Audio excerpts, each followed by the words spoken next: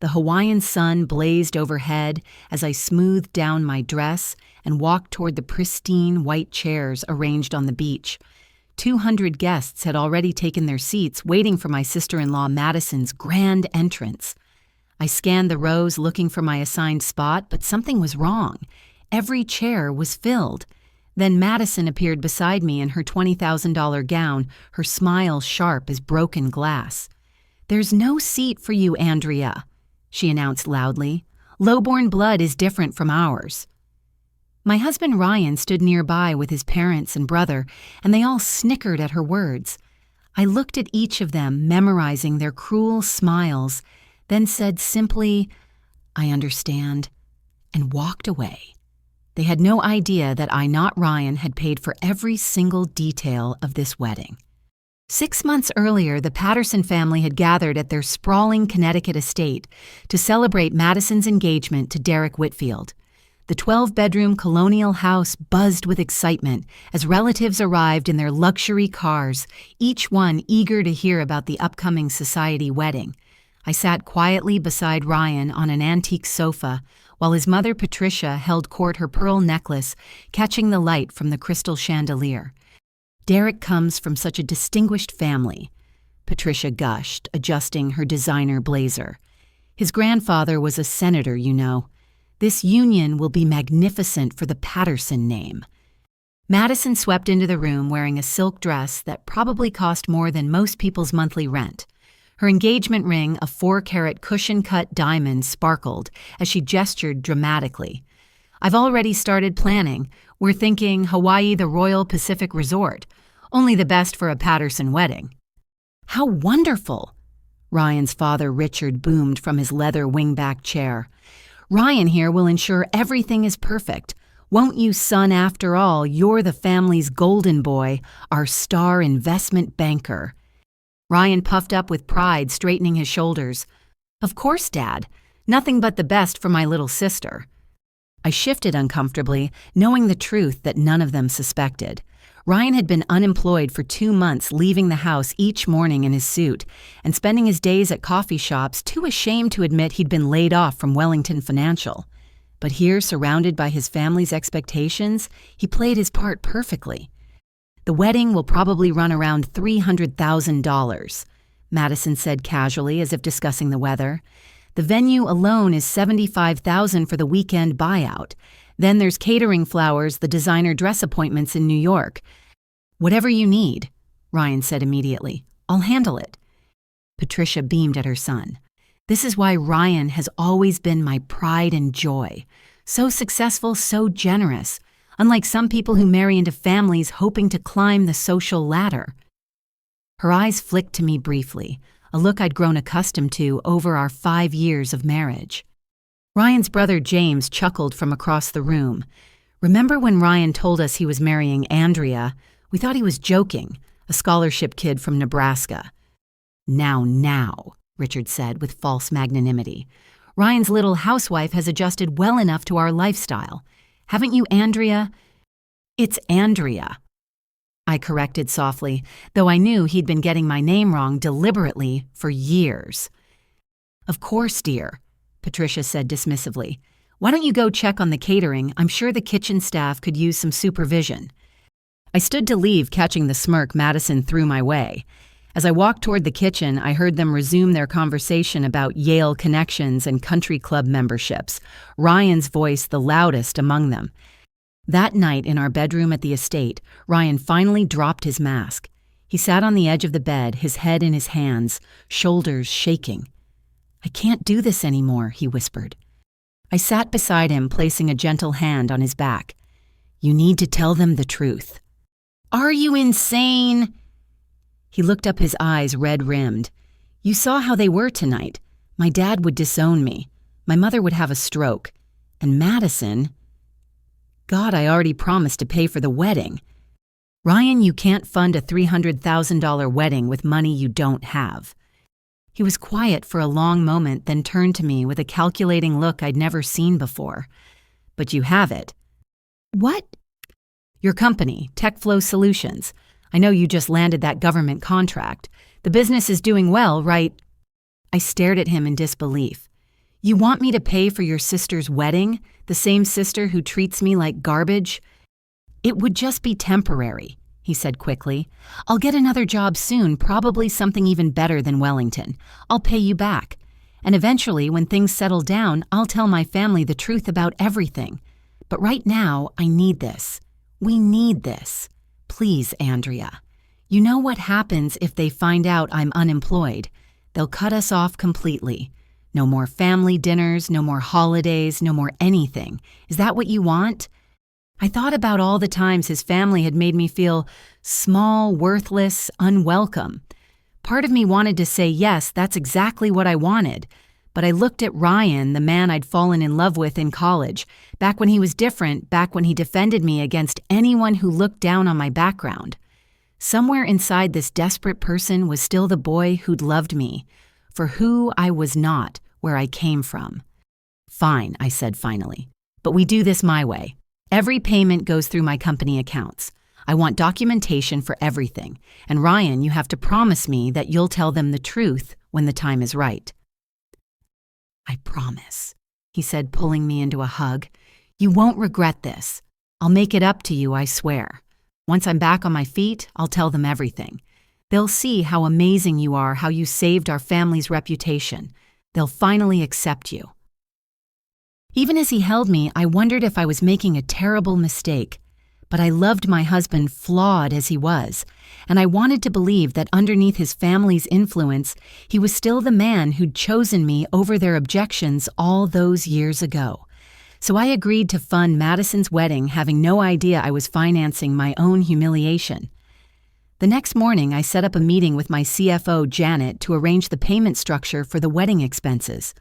My office at TechFlow Solutions overlooked the Hartford Business District, a far cry from the trailer park in Nebraska where I'd grown up. I'd built this company from nothing, starting with freelance coding jobs in college and growing it into a multi-million-dollar software firm. You want to route $300,000 through the company for what? Janet asked, her eyebrows raised. A family obligation, I said carefully. I need everything documented, every receipt, every invoice. Set up a separate account just for these transactions. She nodded slowly. And Ryan's family doesn't know the money is coming from you. It's complicated, I admitted, but I need this to remain confidential. Over the following weeks, Madison's demands began pouring in. She'd text Ryan constantly, and he'd forward them to me with apologetic emojis. The first major expense was the venue deposit of $25,000. Then came the wedding planner fee of $15,000. The photographer commanded $12,000, and that was with the family discount Madison had negotiated. The catering has to be Jean-Philippe, Madison announced during a planning session at the Patterson estate. She'd invited Ryan and reluctantly me, though she directed all her comments to her brother. He's the only chef on the East Coast who understands true French cuisine. His base price is $400 per plate. I did quick math in my head. $400 times 200 guests meant $80,000 just for food. That seems excessive, I ventured. Madison's head snapped toward me, her eyes cold. I wouldn't expect someone with your simple tastes to understand. Where did you have your wedding reception again? The Marriott. She laughed a tinkling sound devoid of warmth. This is a Patterson affair. We have standards. Patricia nodded approvingly at her daughter. Exactly right, darling. Quality speaks for itself. She turned to me with false concern. Don't worry yourself about these details, Andria. Why don't you take notes instead? Make yourself useful. I bit my tongue and opened my laptop, creating a spreadsheet to track the mounting expenses. Ryan sat silent beside me, scrolling through his phone, pretending to check important emails from his non-existent job. As the weeks progressed, Madison's demands grew more extravagant. The flowers had to be flown in from Ecuador. The wedding dress required 3 trips to Kleinfeld in New York with first-class accommodations each time. The bridesmaid dresses were custom, Vera Wang.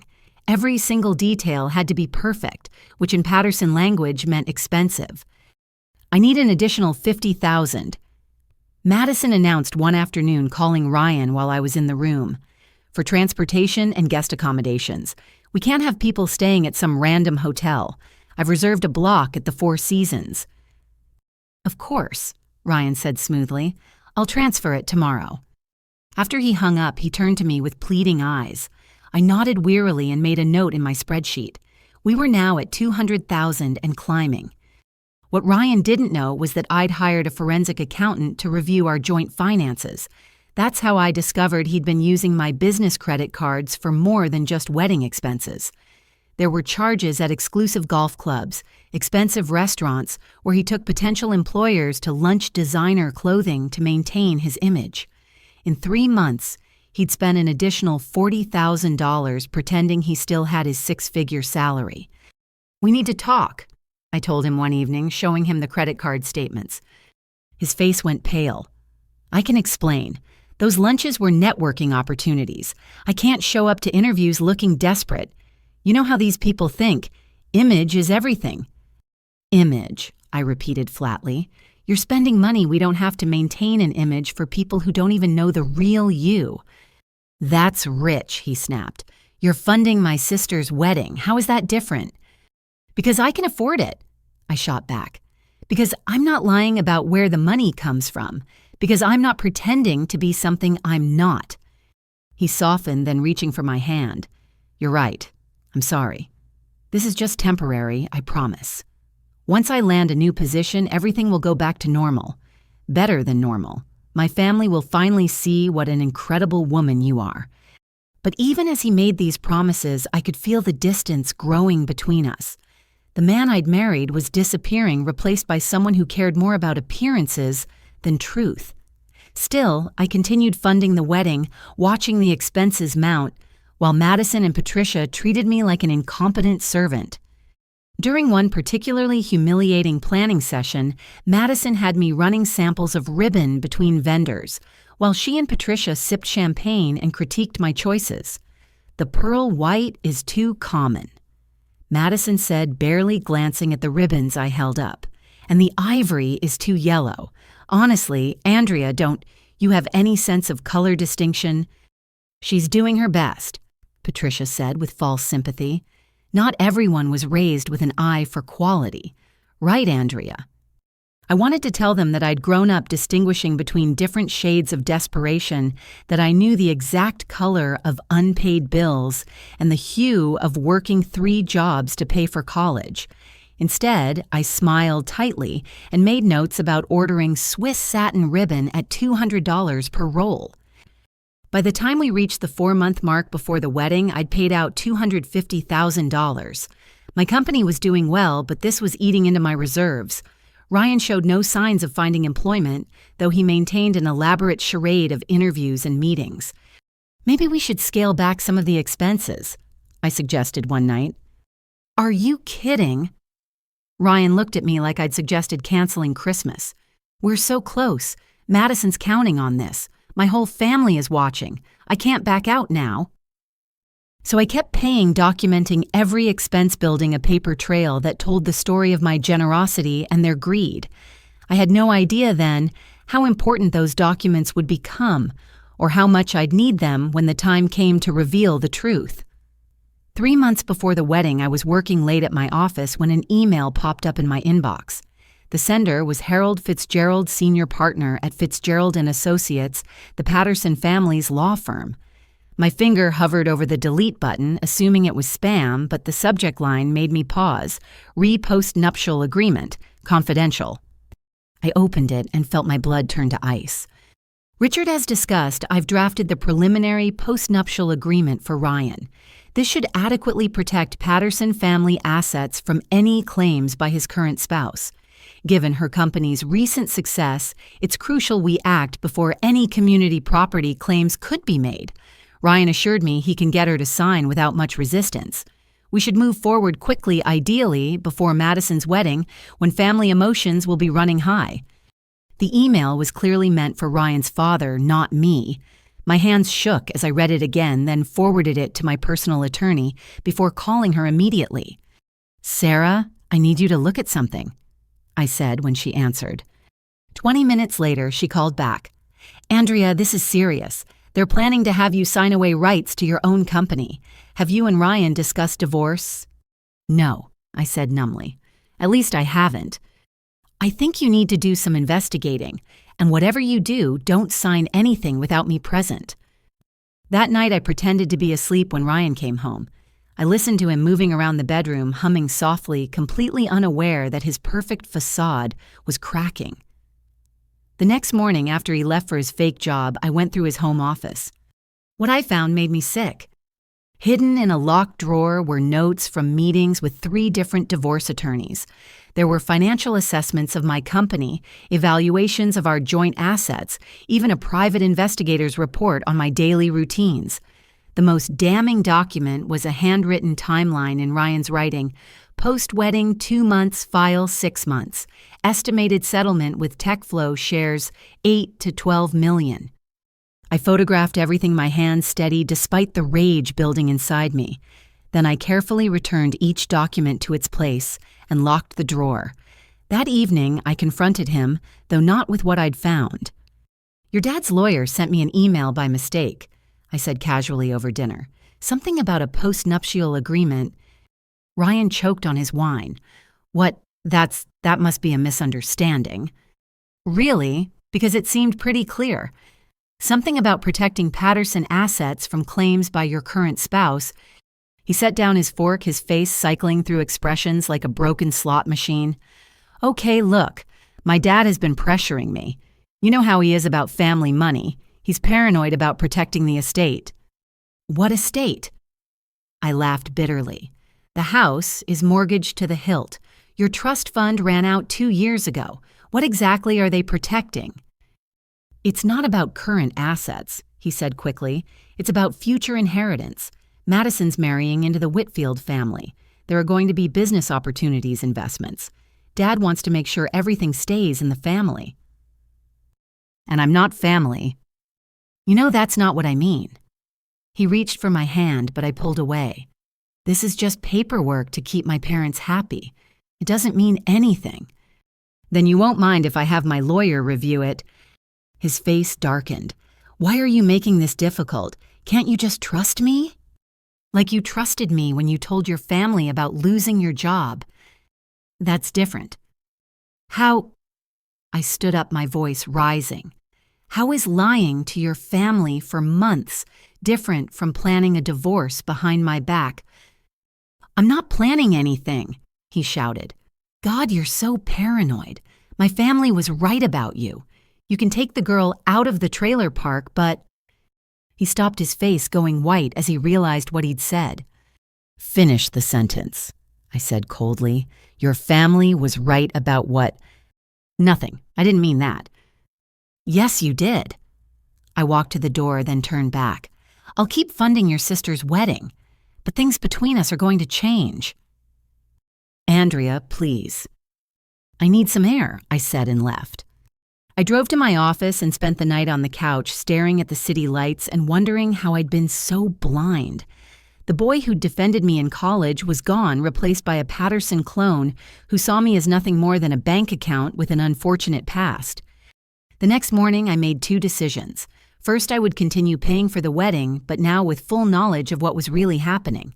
Second, I would protect myself and my company at all costs. I met with Sarah to discuss options. "If he's planning what I think he's planning, you need to be prepared," she said. "Document everything. Record conversations if you can. And whatever you do, don't sign anything." That afternoon, Madison called with more demands. "I need another $50,000, she announced, without preamble. "The wedding favors have to be Tiffany crystal. Each guest gets a commemorative piece." "That's a lot for favors," I said mildly. "Excuse me." Her voice dripped with disdain. "Are you questioning my choices? Someone who grew up in a trailer park wouldn't understand proper gift-giving etiquette. Just have Ryan transfer the money." "Of course," I said sweetly. $50,000 for crystal trinkets, got it." "They're not trinkets," she snapped. "And honestly, I don't know why Ryan keeps you involved in this. You clearly don't have the breeding to understand quality." After she hung up, I added the expense to my spreadsheet and made a note: Madison insults trailer park reference 47. I'd been keeping count along with recordings of our conversations. My phone had become my constant companion, capturing every slight, every insult, every moment of cruelty. That weekend, at yet another Patterson family gathering, I watched my husband perform for his relatives like a trained SEAL. He regaled them with stories of big deals and important meetings, all fiction. His mother praised his business acumen, while his father clapped him on the back, proud of his successful son. "Ryan's always been special," Patricia told her sister. "Not like James, who had to marry that real estate heiress for her money. Ryan made his own fortune." I excused myself to the bathroom and stood in front of the mirror, studying my reflection. Designer dress, expensive jewelry, perfect makeup. I looked the part of a Patterson wife, but underneath I was still that girl from Nebraska who'd fought for everything she had. And now I was going to have to fight again, this time for my dignity and my future. When I returned to the party, Ryan was showing off his new watch, a $30,000 timepiece he'd bought with my money. Madison was describing her honeymoon plans, a month-long tour of Europe's finest hotels. The entire family basked in their perceived superiority, never suspecting that their golden boy was a fraud, and their lavish lifestyle was funded by the very person they looked down upon. I smiled and played my part, the dutiful wife, the helpful sister-in-law, the quiet outsider who knew her place. But inside, I was planning. Every insult was fuel. Every slight was motivation. They thought they were so clever, planning to use me and discard me like trash. They had no idea what was coming. 2 months before the wedding, the Patterson family hosted their annual spring dinner at the estate. This wasn't just any gathering, but a formal affair where Richard invited his business associates and Patricia showcased her social connections. The guest list read like a who's who of Connecticut society, and I spent days preparing for the subtle warfare that these events always became. I chose my outfit carefully, a navy dress that was expensive enough to avoid Patricia's criticism, but understated enough to prevent accusations of trying too hard. Ryan adjusted his cufflinks nervously as we drove up the winding driveway. "Remember," he said, "Senator Whitfield will be there tonight. Derek's grandfather. We need to make a good impression." I glanced at him. Since when do they care about the impression I make? "Don't start," he muttered. "This is important for Madison, for the family." The estate glowed with soft lighting and valets took cars at the entrance. Inside the foyer buzzed with conversation and the clink of champagne glasses. Patricia swept toward us in a beaded gown, her smile brightening considerably when she saw Ryan. "There's my successful son." She air-kissed him, then turned to me with noticeably less warmth. "Andria, how nice that you could make it." "It's Andria," I corrected for the 100th time. "Of course, dear. Why don't you check with the kitchen staff? Make sure they have everything under control." She steered Ryan away before I could respond. "Come, darling. The Whitfields are dying to hear about your latest acquisition."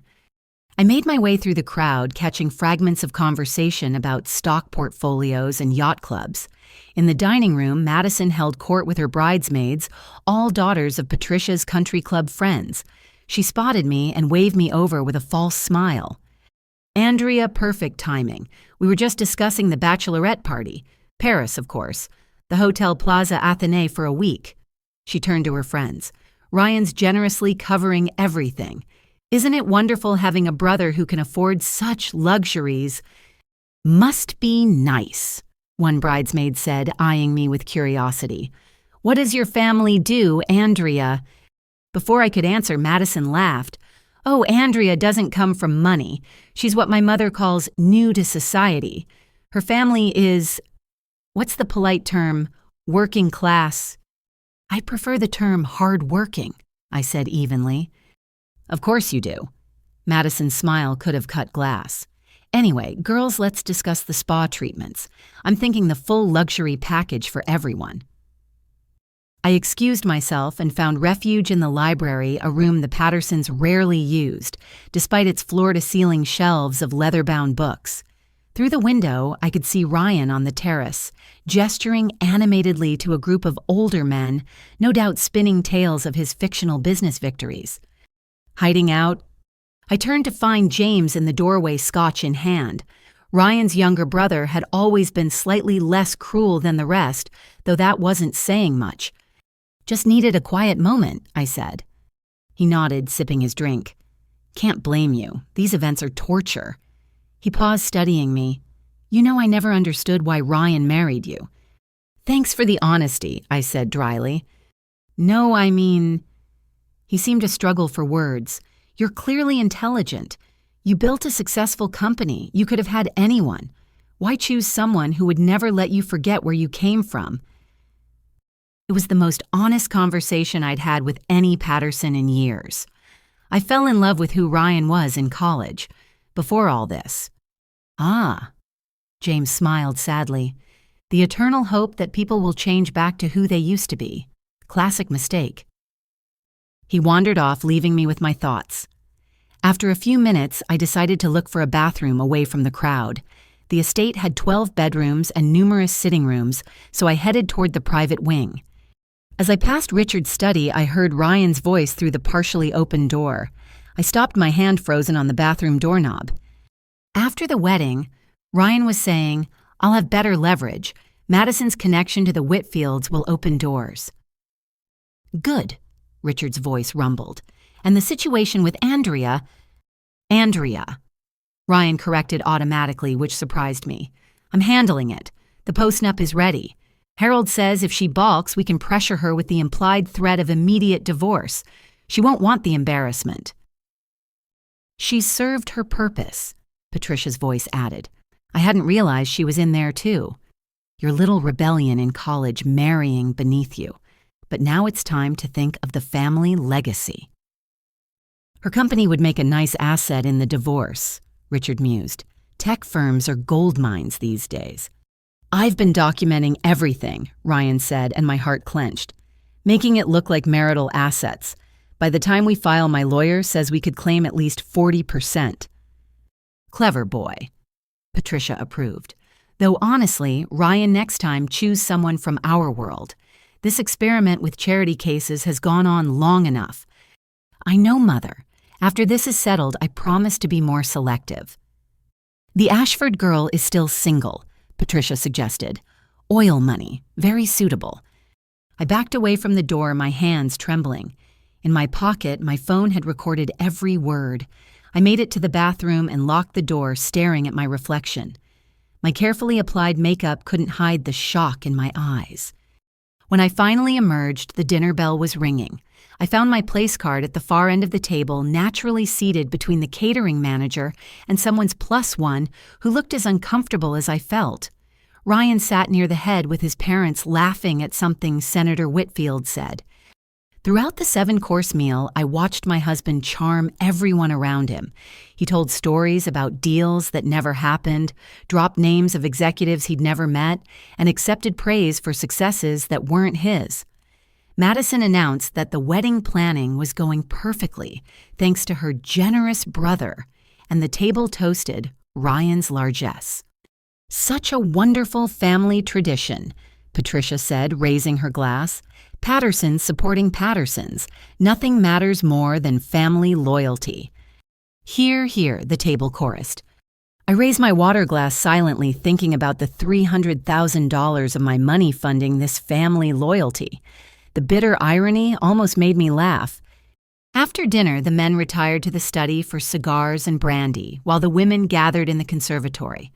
I tried to slip away, but Patricia called me back. "Andria, be a dear and help clear up. The staff could use an extra hand." "The staff seems to have it under control," I said, watching the efficient team of servers. Her eyes narrowed. I wasn't making a suggestion. So I spent the next hour carrying plates and glasses while the other women discussed their charity committees and European vacations. Madison regaled them with wedding details, each revelation more extravagant than the last. "The cake alone is $15,000, she bragged. 7 tiers hand-painted with edible gold. The cake designer is flying in from Beverly Hills.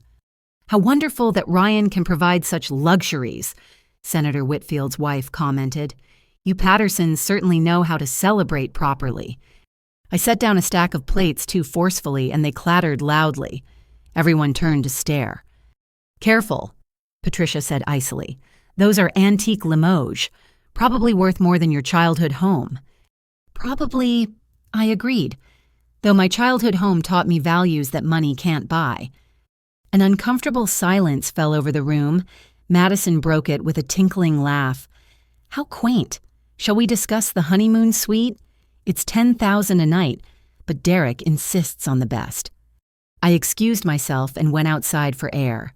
The Connecticut night was crisp, and I breathed deeply, trying to calm my racing thoughts. Everything was falling into place now. The unemployment, the secret meetings, the demands for money.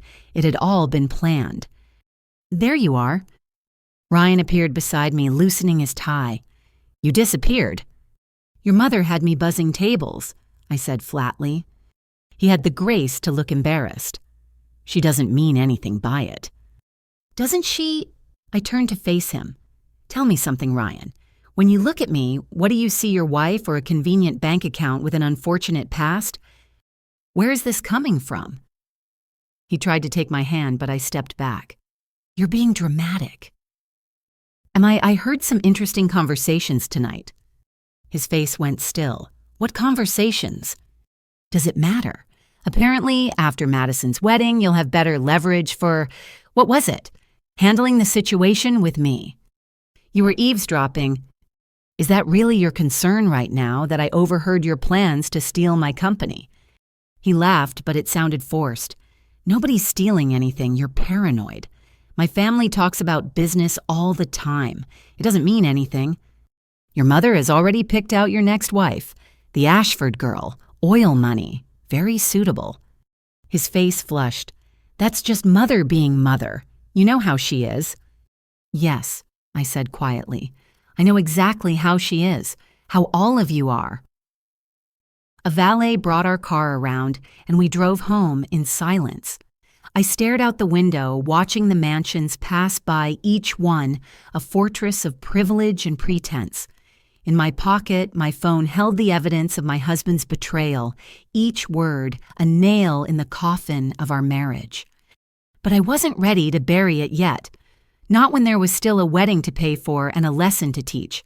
The Pattersons thought they were so clever, so superior. They had no idea that the trailer park girl they mocked had become a queen in her own right, and queens knew how to protect their kingdoms. As we pulled into our driveway, Ryan finally spoke. "Whatever you think you heard tonight, you're wrong. I love you, Andria. That hasn't changed." I looked at him in the dim light of the car. "You're right. It hasn't changed. Because you never loved me at all. You loved the idea of rebellion, of shocking your parents. And when that wore off, you loved my money. But me, the real me.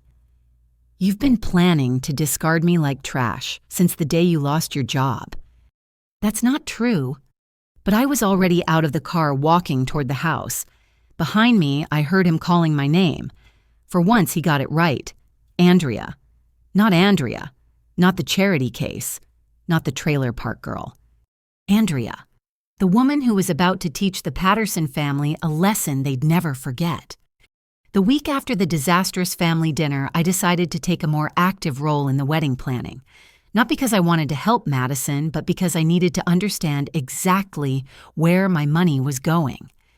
I started by calling Maria Castellano, the wedding coordinator Madison had hired for $20,000. "Mrs. Patterson." Maria sounded surprised when I identified myself. "Madison said you weren't involved in the planning." "There's been a change," I said smoothly. "Since the payments are coming from my accounts, I'd like to review some details. Could we meet for coffee?" We met at a quiet cafe in downtown Hartford. Maria was a polished woman in her 50s, with kind eyes and an air of professional competence. She arrived with a thick binder and an iPad, looking slightly nervous. "I have to admit I'm confused," she began after we ordered. "Madison has been very specific that all communication should go through her or Ryan.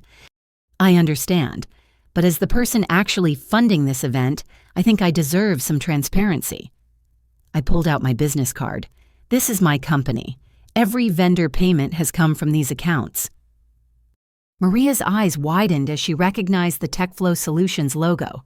You're the CEO, but Madison said. She stopped herself, clearly uncomfortable. What did Madison say? Perhaps we should focus on the wedding details, Maria said diplomatically. Please, I said gently. I need to know what I'm dealing with. Maria sighed, her professional mask slipping. She told me you were Ryan's dependent, that you had no say in the planning because you wouldn't understand the level of sophistication required. I see. I kept my voice neutral despite the anger simmering inside. And how has Madison been treating you and your team? That's not really… Maria, please. I'm asking as one businesswoman to another. She glanced around the cafe, then leaned forward. It's been the most challenging event of my career. Madison has made 3 of my assistants cry. She threatens to destroy our reputation if the smallest detail isn't perfect. Last week, she screamed at our junior coordinator for 40 minutes because the sample invitations were pearl white instead of diamond white. I'm sorry you've had to deal with that. It's more than just rudeness. Maria continued, seeming relieved to finally talk to someone. She demands we redo work constantly, then refuses to pay for the extra hours. She's told vendors that if they charge for changes, she'll ensure they never work in Connecticut again. I pulled out my phone. Send me a list of all the vendors and any outstanding payments for additional work. I'll make sure everyone is compensated fairly. Maria's eyes filled with tears. You have no idea what this means. Some of these people are small business owners. They can't afford to work for free. Over the next few days, I systematically contacted every vendor. The stories were remarkably similar. The florist, a lovely woman named Susan Chen, met me at her shop. Madison made us redo the centerpiece design 17 times, Susan said, showing me sketches. Each time she'd approve something, then call the next day saying it was all wrong. She told my assistant that we clearly didn't understand refined taste because we were used to working with common people. Has she paid for the redesigns? Susan shook her head. She said the contract covers unlimited revisions. That's not true, but what can we do? The Patterson name carries weight in this state. Not as much as they think, I said, writing a check from my personal account. This should cover your extra work, and Susan, I need you to do me a favor. The photographer Marcus Webb had perhaps the worst story. She demanded I sign a contract saying I would digitally remove you from any family photos, he told me over lunch. When I refused, she threatened to hire someone else and sue me for the deposit. What did you do? I told her I'd think about it. Honestly, Mrs. Patterson, I've shot hundreds of weddings, but I've never encountered anyone so deliberately cruel. Please call me Andria, and I have a proposition for you. One by one, I met with the caterer, the band, the cake designer, and the venue staff. Each had horror stories about Madison's behavior and Ryan's absence from any planning discussions. The venue manager, Robert, was particularly forthcoming. Your husband called once to increase the bar package to premium liquor, Robert said. Other than that, all communication has been through Madison. She's difficult. How difficult? She made one of our servers cry because she didn't like how he folded napkins. She demanded he be fired. When we refused, she threatened to cancel the entire event unless we banned him from working her wedding. Did you… Robert looked ashamed. We reassigned him to a different event that weekend. I couldn't risk losing such a large booking. I took notes on everything, building a comprehensive picture of Madison's reign of terror.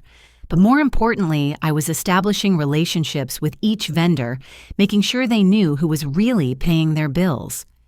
The cake designer, Henri Dubois, who'd flown in from Beverly Hills, was especially enlightening. Madison insisted on a tasting with 30 different cake flavors, he said in his French accent. Then she invited 20 of her friends to judge them, turning it into a party at my expense.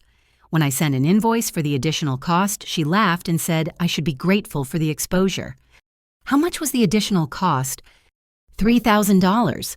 The ingredients alone for that many samples. I wrote another check.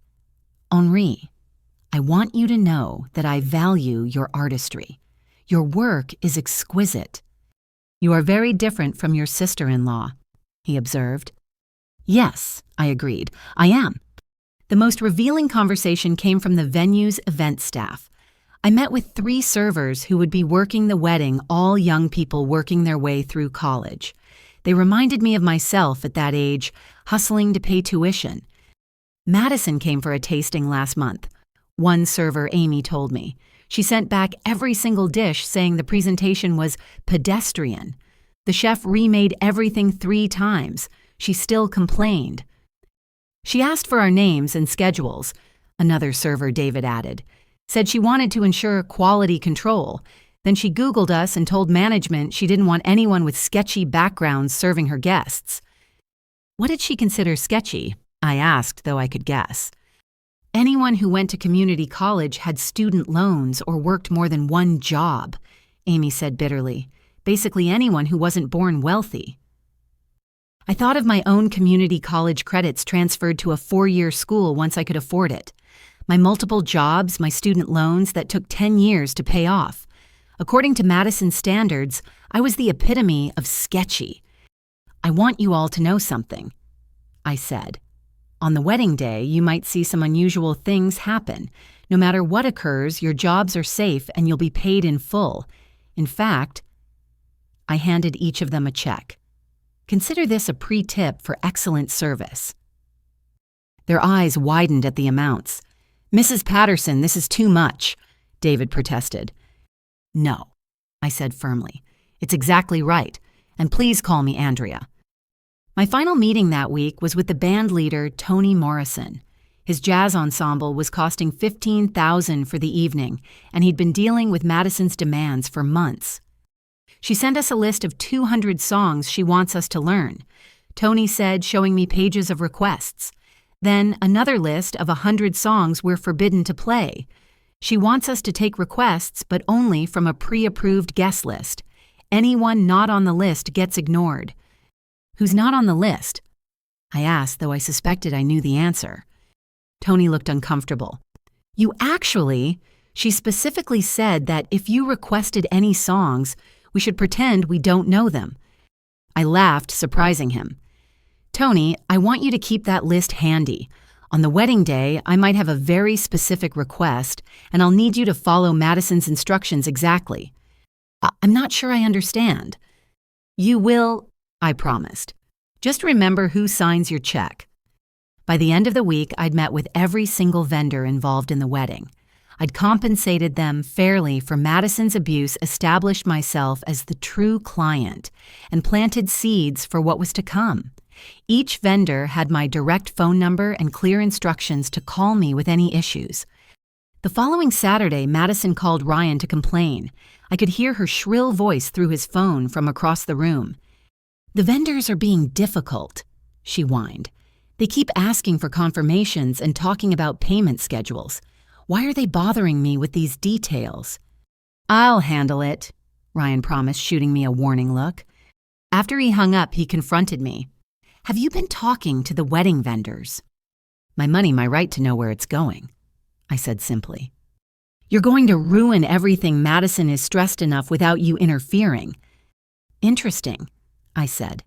Your sister can threaten to destroy small businesses, reduce workers to tears, and demand endless free labor. But I'm the one ruining everything. She's a perfectionist. She wants her day to be special. At everyone else's expense, literally. Ryan ran his hands through his hair. Can you please just stay out of it? We're so close to the wedding. Just a few more weeks. Oh, I'll stay out of it, I agreed. But the vendors now know who to contact if there are any problems. Your sister's reign of terror is over. You're being dramatic. Am I? Did you know she demanded the photographer edit me out of all family photos, or that she told the band to ignore any song requests I might make, or that she tried to have servers fired for being working class? Ryan's face showed genuine surprise at the last one. She wouldn't. She did. Repeatedly.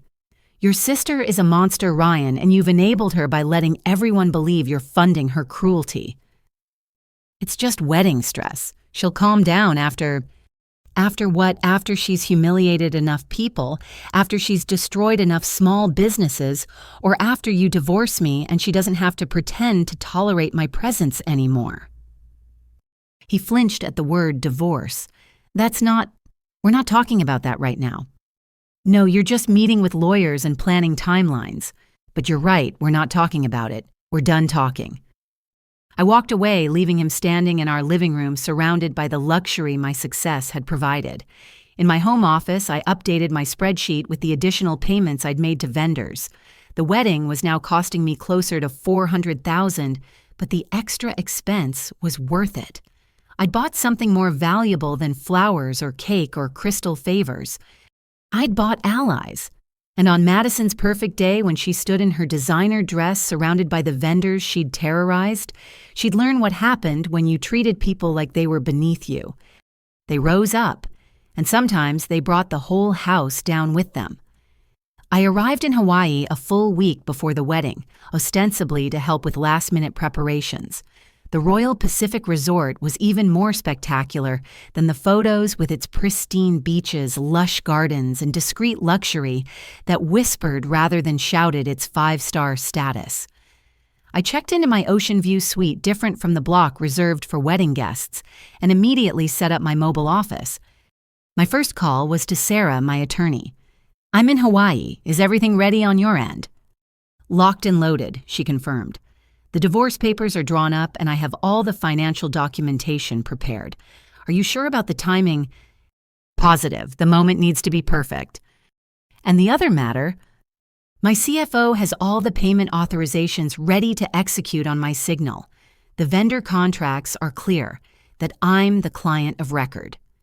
After ending the call, I video conferenced with my executive team back in Hartford. TechFlow Solutions had just landed another major contract, and I needed to sign off on some decisions. It felt good to focus on real business instead of the Patterson family drama. That afternoon, Madison summoned me to her penthouse suite. She answered the door in a silk robe, her hair in enormous rollers, looking every inch the bridezilla she'd become. "Finally," she snapped. "I've been waiting for 20 minutes. I glanced at my phone. "You texted me 7 minutes ago." "Don't be pedantic. Come in. There's work to do." Her suite was chaos. Wedding paraphernalia covered every surface, and 2 harried assistants scurried around trying to organize the mess. Madison gestured imperiously at a mountain of gift bags. "These need to be sorted by table number and checked against the guest list. Each bag needs tissue paper in the exact shade of blush we selected, not the coral that arrived. You'll need to go to every store in town to find the right color." "Interesting task for the woman funding your wedding," I observed mildly. Madison's face flushed. "Ryan is funding this wedding. You're just here to help." "Of course," I said, smiling. How silly of me to think the $300,000 from my accounts meant anything. One of the assistants, a young woman named Claire, glanced up sharply at this exchange, but quickly looked away when Madison glared at her. "Just do what you're told," Madison commanded. "And try not to embarrass the family. We have important guests arriving. The Whitfield's yacht docked this morning." I spent the next several hours on deliberately menial tasks. Madison had me polish each piece of crystal in the gift bags, steam every ribbon and handwrite table numbers in calligraphy, rejecting my first attempts as too common-looking. Through it all, her assistants watched with growing discomfort. During a break, Claire approached me quietly. "Mrs. Patterson, I'm sorry about all this. It doesn't seem right." "What's your last name, Claire?" "Murphy. I'm a junior at Connecticut College." "Working to pay tuition?" She nodded. "This job pays well, but—" She glanced at Madison, who was berating someone on the phone. "But some things aren't worth the money," I finished. "I understand. I worked 3 jobs in college." Claire's eyes widened. "You did—" "Overnight shifts at a grocery store, tutoring, and data entry on weekends. It's hard, but it builds character." I handed her my business card. "Call me after the wedding. TechFlow has a great internship program." That evening, the Patterson family arrived in force. Richard and Patricia swept into the resort like visiting royalty, immediately demanding upgrades and special treatment. James arrived separately with his wife, looking resigned to the week ahead. Ryan appeared last, having flown in on a later flight to maintain the illusion of important business obligations. The welcome dinner was held in a private dining room overlooking the ocean. I found my place card unsurprisingly at the far end of the table, between two elderly aunts who spent the entire meal discussing their medications. Ryan sat with Madison and Derek playing the role of generous brother to perfection. A toast. Richard announced, raising his glass, to Madison and Derek and to Ryan for making this dream wedding possible. The family cheered while I sipped my water, thinking about the invoice I'd approved that morning for the dinner we were eating. $50,000 for one meal. The irony tasted better than the wine. After dinner, Patricia cornered me near the restrooms. "Andria, you'll need to be up early tomorrow. Madison needs someone to supervise the flower delivery. 5 a.m. sharp." "It's Andria, and I thought the wedding coordinator was handling that." Patricia's smile could have frozen lava. "Maria is busy with important matters.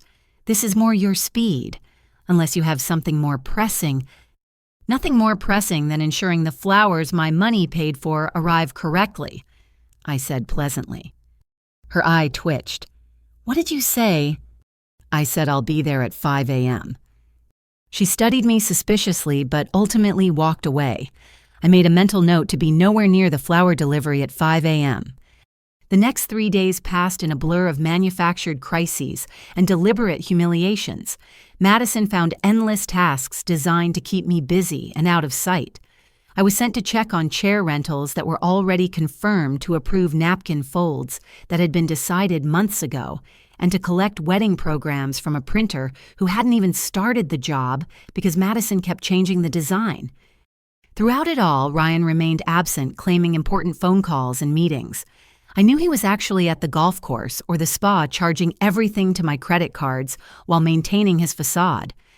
On Thursday, 2 days before the wedding, I met with Maria privately in her resort office. "I wanted to confirm the final timeline," I said, pulling out my tablet. Maria looked exhausted. "Everything is set. The ceremony starts at 4, cocktail hour at 5, reception at 6:30. She hesitated. "Andria, about the seating chart." "What about it?" "Madison made some last-minute changes. I tried to argue, but she insisted." She showed me the diagram on her computer. There was no seat for me at the ceremony. At the reception, I was placed at a table in the back corner with the venue staff and photographers. "She said you preferred to stay in the background," Maria explained weakly. "Did she?" I studied the chart. "Tell me, Maria, do you have the original contracts handy? The ones with my signature as the client?" "Yes, of course." "Good. Keep them close. You might need them soon." That evening, I overheard Madison talking to her bridesmaids in the bar. I stayed hidden behind a pillar recording on my phone. "Can you believe Andria actually thinks she belongs here?" Madison laughed. "Derek's family keeps asking who she is. I just tell them she's Ryan's charity project." "That's cruel, Maddie," one bridesmaid said weakly. "It's true, you should see where she grew up. I had Derek's cousin do a background check, a trailer park in Nebraska. Her mother was a waitress. Her father worked in a factory when he bothered to work at all. It's embarrassing." "But she seems nice," another bridesmaid ventured. "Nice." Madison's voice dripped venom. "She's a social climber who got lucky with some tech thing. But blood will tell. You can dress her up, buy her nice things, but underneath trash is trash." My hands clenched, but I forced myself to stay calm. Every word was being recorded. Every insult was evidence. The night before the wedding, the rehearsal dinner was held on the beach. It was a lavish affair with a 10-piece band, gourmet food stations, and champagne flowing like water. I arrived to find the seating in chaos, with Madison shrieking at the staff about arrangements. "How hard is it to follow a simple chart?" she screamed at a young server. I recognized David from my earlier meeting with the venue staff. He was trying to explain that there weren't enough chairs at the head table, but Madison wouldn't listen. "Figure it out," she snapped. "And if you can't handle basic counting, maybe you shouldn't be working tomorrow." I stepped forward. "What seems to be the problem?" Madison whirled on me. "This is none of your business. Go check on the dessert table or something useful."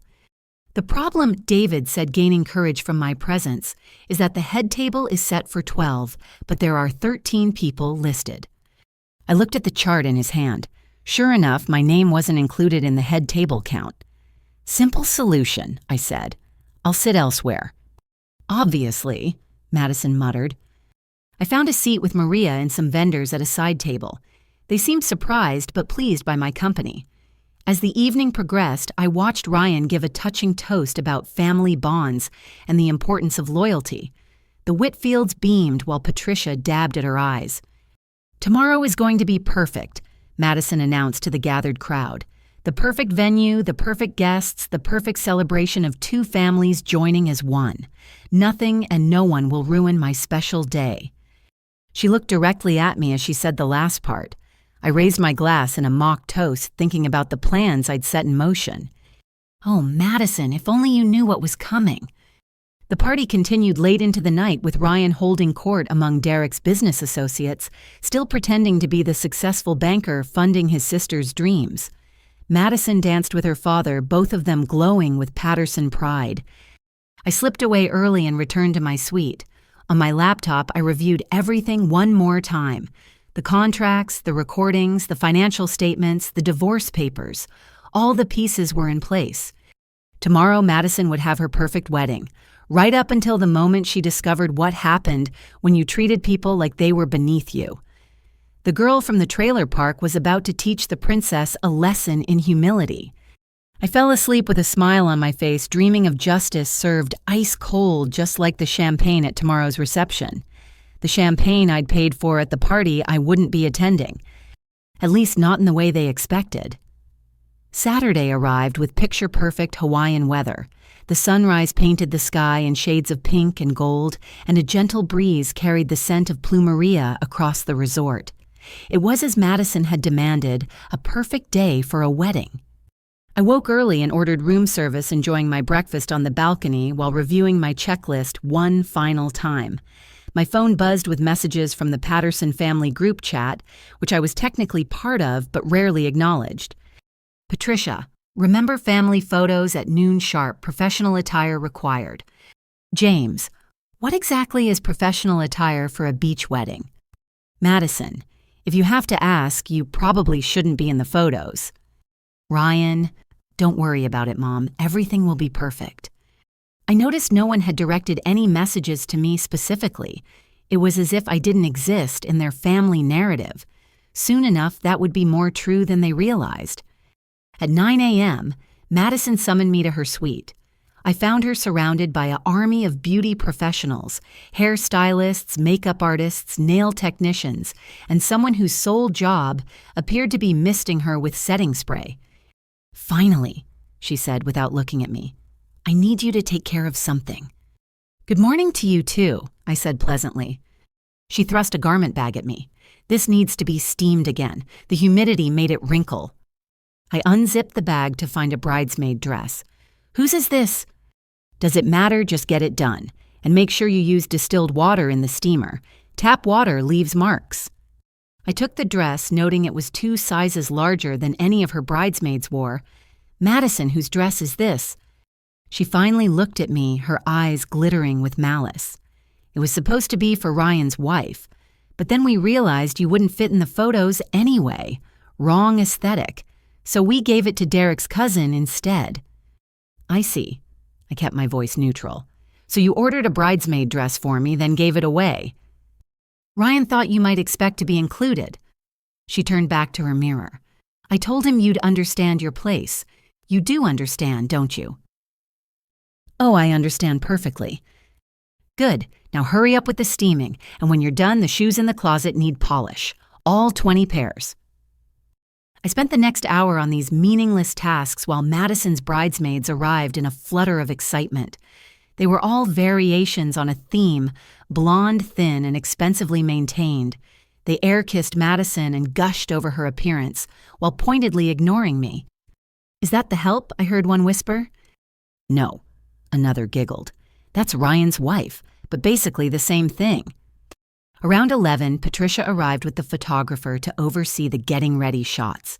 She surveyed the room with a critical eye, her gaze lingering on me with obvious displeasure. "Andria, what are you still doing here? The family photos are in an hour." "It's Andria, and Madison asked me to polish shoes." "Well, finish up and go get ready. Try to look presentable. We have important guests." I held up a designer heel that cost more than most people's rent. "Define presentable." Her nostrils flared. "Just try not to embarrass us. Wear something appropriate. Not too flashy, not too plain. You do understand subtlety, don't you?" "I'm learning more about it every day." She sniffed and turned to Madison. "Darling, you look absolutely radiant. A true Patterson bride." I finished the shoes and left the suite. In my own room, I chose my outfit carefully. Not the expensive designer dress I'd bought for the occasion, but a simple, elegant sheath in navy blue. Professional, understated, and entirely forgettable. Exactly what they expected from me. The family photos were held in the resort's garden with the ocean as a backdrop. The photographer Marcus gave me a sympathetic look as I arrived. The Patterson clan was already assembled, Richard in his tuxedo, Patricia dripping in diamonds, James and his wife, various cousins and aunts. Ryan stood at the edge, checking his phone. "Andria," Marcus said professionally, "let's have you stand here for the first shot." "No." Madison interrupted, appearing in full bridal glory. "We're doing immediate family only first. Andria can wait." "But she's Ryan's wife," Marcus pointed out. "That makes her immediate family." Madison's smile was sharp. "Does it though, Ryan, tell him." My husband looked up from his phone, his face cycling through emotions. For a moment, I thought he might actually defend me. Then he shrugged. "Maybe it's easier if we do the core family first. Andria won't mind waiting." "Of course not," I said smoothly. "I'll just stand over here." For the next 40 minutes, I watched the Patterson family pose in various combinations. Madison with her parents, the siblings together, the entire extended family. Each time Marcus suggested including me, Madison found a reason to object. The light wasn't right. The composition would be off. They needed to hurry for the next setup. "Now let's get some candid shots while everyone's getting ready," Marcus announced. "Andria," Patricia called out, "be a dear and hold our purses while we walk. We can't have them in the photos." So I stood there laden with designer handbags like a human coat rack while the family strolled through the gardens laughing and posing. My phone buzzed with a text from Maria. "Final confirmations complete. All vendors aware of payment situation." Perfect. The photo session finally ended and everyone dispersed to prepare for the ceremony. Ryan lingered, approaching me with something that might have been guilt in his eyes. "Thanks for being cool about the photos," he said. "Madison's just stressed. You know how brides are." We eloped, remember? You said big weddings were a waste of money." He flinched. "That was different. We were young and broke." "You were never broke, Ryan. You had your trust fund. I was broke. There's a difference." "Why are you being like this?" He grabbed my arm. "This is Madison's day. Can't you just play along?" I looked at his hand on my arm, then at his face. The handsome features that had once made my heart race now just looked weak. "I've been playing along for months, funding this circus while your family treats me like dirt. But don't worry. I'll keep playing my part until the end." "What does that mean?" "It means you should go get ready. You don't want to be late for the ceremony where you'll take credit for your generosity." He released my arm, studying me with the first signs of real concern. "Andria, whatever you're thinking..."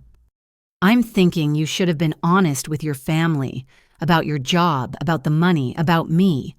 But you chose the easy path, letting them believe their fantasies while spending my reality."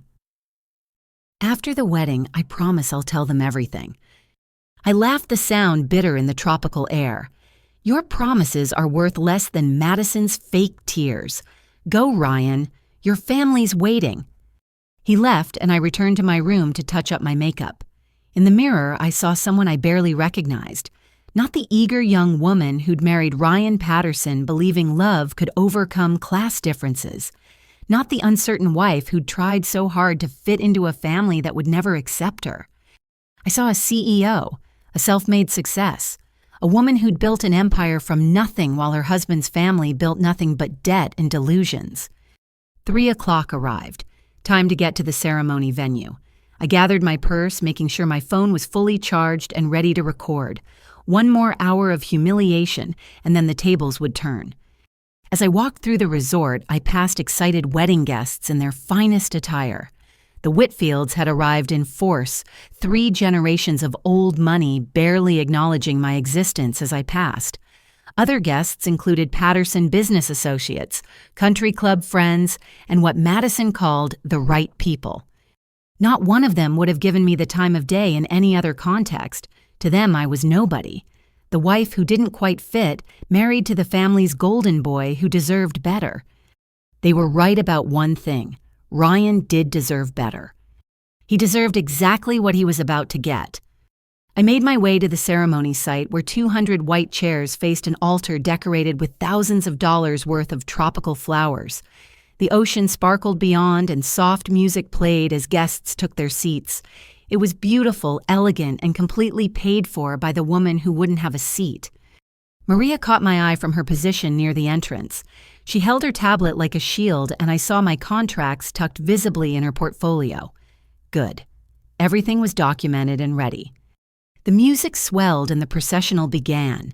I stood at the back watching Madison's bridesmaids glide down the aisle in their matching gowns. The same gowns I'd been measured for but never received. Then came the flower girls, the ring bearer, and finally the music changed to the wedding march. Madison appeared on Richard's arm, resplendent in her $40,000 dress, holding her $10,000 bouquet, walking down the aisle I'd paid for toward the altar I'd funded. She looked every inch the princess she believed herself to be. As she passed my position at the back, we made eye contact. Her smile widened, triumphant and cruel. She'd won, that smile said. She'd successfully excluded me from my own husband's family, pushed me to the margins where trash like me belonged. I smiled back, thinking of the phone calls I would make in exactly 50 minutes. She had no idea that her kingdom was built on sand and the tide was about to come in. The ceremony proceeded like a fairy tale. Derek stood at the altar in his custom tuxedo, looking every inch the Whitfield heir. Madison floated toward him, her cathedral-length veil trailing behind her like a cloud. The guests rose as she passed, murmuring appreciatively at her beauty. Patricia dabbed at her eyes with a lace handkerchief, while Richard stood tall, proud to be giving away his princess.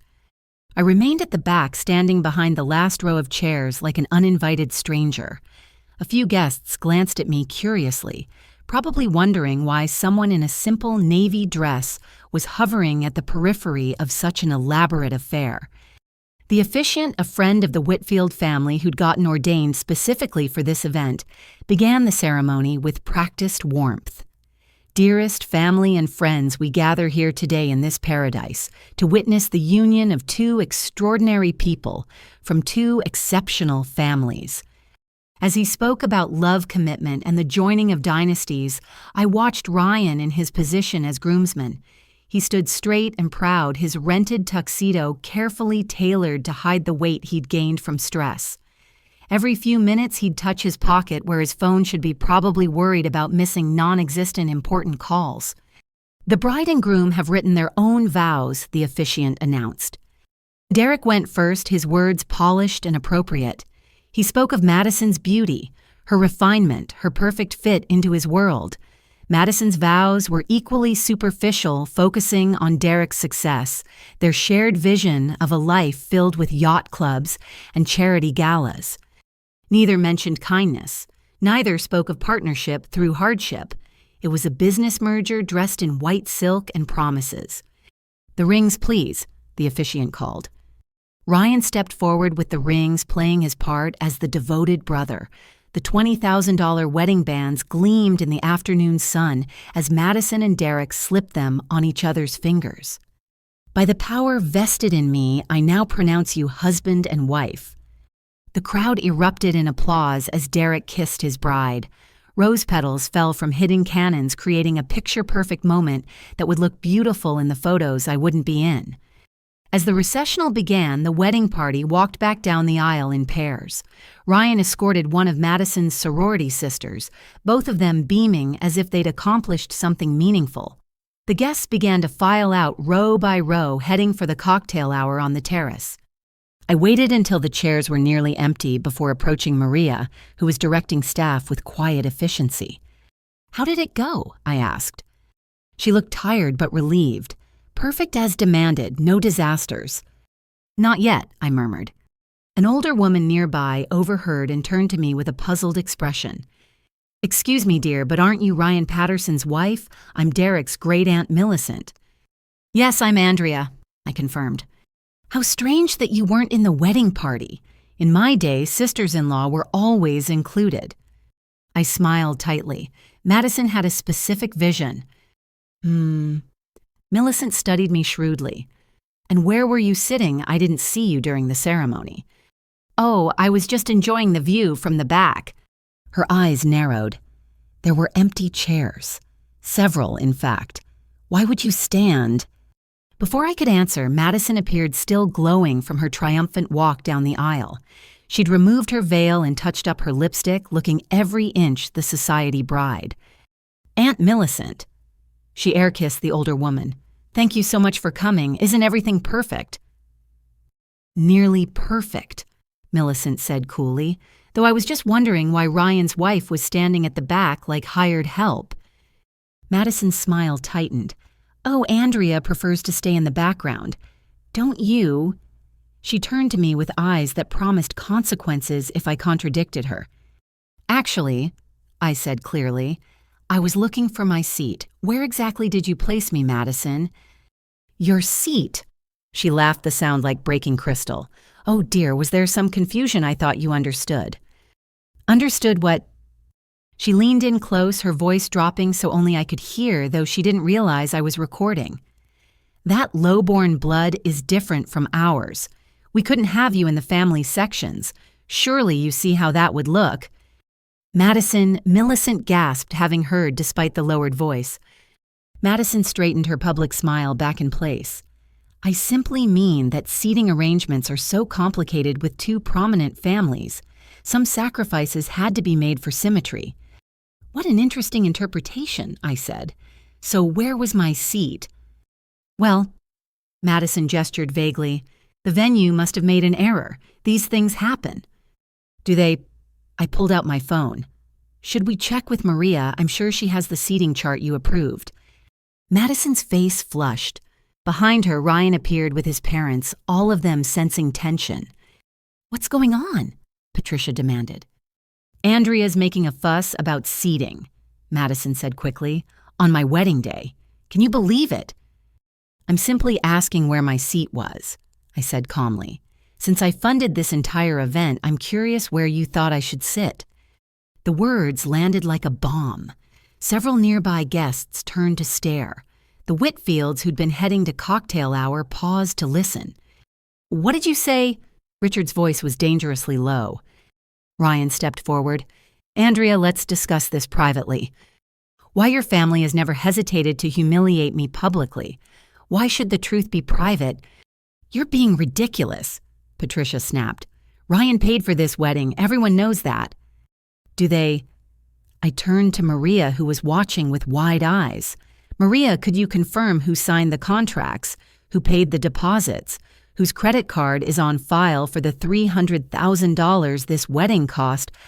Maria clutched her tablet tighter. It's a simple question," I continued. "Who is the client of record?" "You are Mrs. Patterson," Maria said quietly. "Andria Patterson, CEO of TechFlow Solutions." The silence was deafening. Madison's bridesmaids exchanged shocked glances. The Whitfield family stood frozen in place. Patricia's face had gone from red to white to red again. "That's impossible," Ryan said weakly. "There's been a mistake." "The only mistake," I said, "was letting you maintain this charade for so long. You've been unemployed for 8 months, Ryan. Every penny of this wedding came from my company, the same company your family has been planning to steal in the divorce you're orchestrating." "Divorce," Patricia shrieked. "What divorce?" "The one your husband and son have been planning with lawyers. The one where they hope to claim my business as marital assets." I looked at Madison. "But please tell me more about Lowborn blood. Explain how the trailer park girl you've mocked for years isn't good enough to sit with your family even though she's bankrolling your fantasy." Madison's perfect makeup couldn't hide her rage. "You're lying. This is some pathetic attempt to ruin my day because you're jealous." "Am I?" I held up my phone. "I have recordings, Madison. Every insult, every slight, every moment of cruelty, including the one from 5 minutes ago about lowborn blood. You recorded me." She lunged forward, but Derek caught her arm. "Madison, what's going on?" He looked between us, confusion clear on his face. "Is this true?" "Of course not," Madison said shrilly. "She's delusional. Ryan, tell them." All eyes turned to Ryan, who stood there like a deer in headlights. His mouth opened and closed, but no words came out. "Tell them, Ryan, I encouraged. Tell them about Wellington Financial. Tell them about the 8 months of pretending to go to work.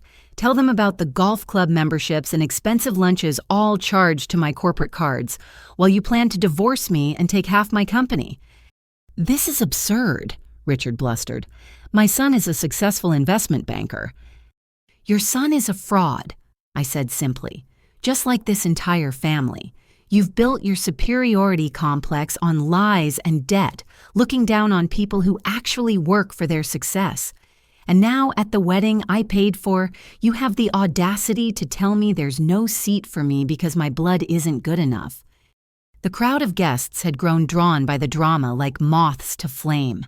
I saw phones discreetly recording, capturing the Patterson family's humiliation for posterity. Good.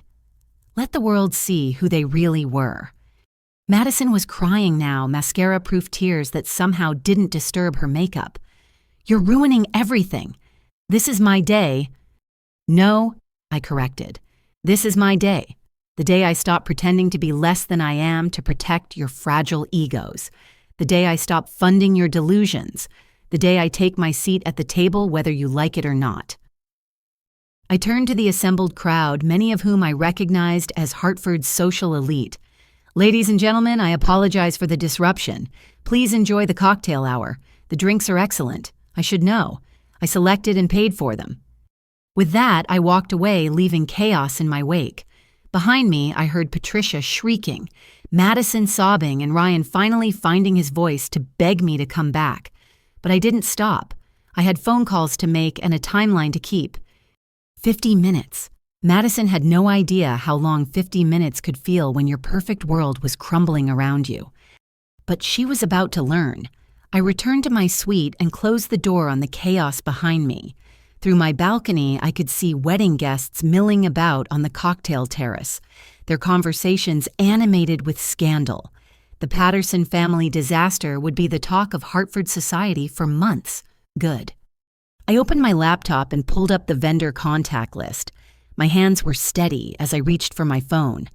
5 years of humiliation were about to be answered in 50 minutes of decisive action. The first call was to Jean-Philippe, the celebrity chef Madison had insisted upon. "Jean-Philippe Catering," a professional voice answered. "This is Andria Patterson, client of record for the Patterson-Whitfield wedding. I need to speak with Jean-Philippe immediately." "One moment, madame." The chef came on the line within seconds. "Mrs. Patterson, is everything to your satisfaction?" "Unfortunately, no. I need to cancel the reception dinner service effective immediately." There was a pause. "Pardon, the guests are already at cocktail hour." "I understand the timing is inconvenient. However, as the person paying your $80,000 fee, I'm exercising my right to cancel. Please have your staff cease preparations and begin packing up." "But madame, the food is prepared. The tables are set." "I'll ensure you're paid in full for your work," I assured him, "plus a 20% inconvenience fee. But no food is to be served. This is most unusual, but you are the client. We will begin breakdown immediately." One down, I called the bar service next. "Elite beverage services." "This is Andria Patterson. I need to cancel bar service for the Patterson Whitfield reception, effective immediately after cocktail hour ends. Ma'am, the premium package runs through midnight. Not anymore. Close the bars when cocktail hour ends at 5:30. No reception service. But we have 20 cases of champagne for Toast's the signature cocktails. Pack it all up. You'll be paid in full, including gratuities. The band was next. Tony Morrison answered his phone on the second ring. Tony, it's Andria Patterson. I need you and your ensemble to pack up. The reception is canceled. Canceled. He sounded shocked, but not entirely surprised. We're set up and ready to play. I know, and I apologize. You'll receive full payment plus a bonus for the inconvenience. Can you have your equipment out within the hour? Of course. Mrs. Patterson, is everything all right? Everything's exactly as it should be. Thank you for your professionalism. I worked through the list methodically. The photographer, the videographer, the lighting designer who'd spent 2 days creating Madison's fairy tale ambiance. Each vendor confirmed cancellation with varying degrees of surprise, but none argued. They knew who signed their checks. Mrs. Patterson, Marcus the photographer said carefully, I have all the ceremony photos on my cards. Should I process them as contracted? I said. But only deliver the files to me, not to Madison, not to Ryan. The copyright remains with whoever pays correct. That's correct. You'll have exclusive access. Perfect. Maria was the most difficult call. Andria, the cocktail hour is in chaos. The Pattersons are demanding to speak with you. I'm sure they are. Maria, I need you to begin reception breakdown. Everything. Flowers, decor, lighting. The room should be empty within 90 minutes. The guests are expecting dinner and dancing. The guests can expect whatever they like. I'm canceling everything except what's already in progress. What do I tell people? Tell them the truth. The person paying for the wedding has canceled the reception. If they want someone to blame, they can speak to Madison about her seating arrangements. I heard her take a shaky breath. The vendors are asking about payment. Everyone gets paid in full plus 20% for the inconvenience.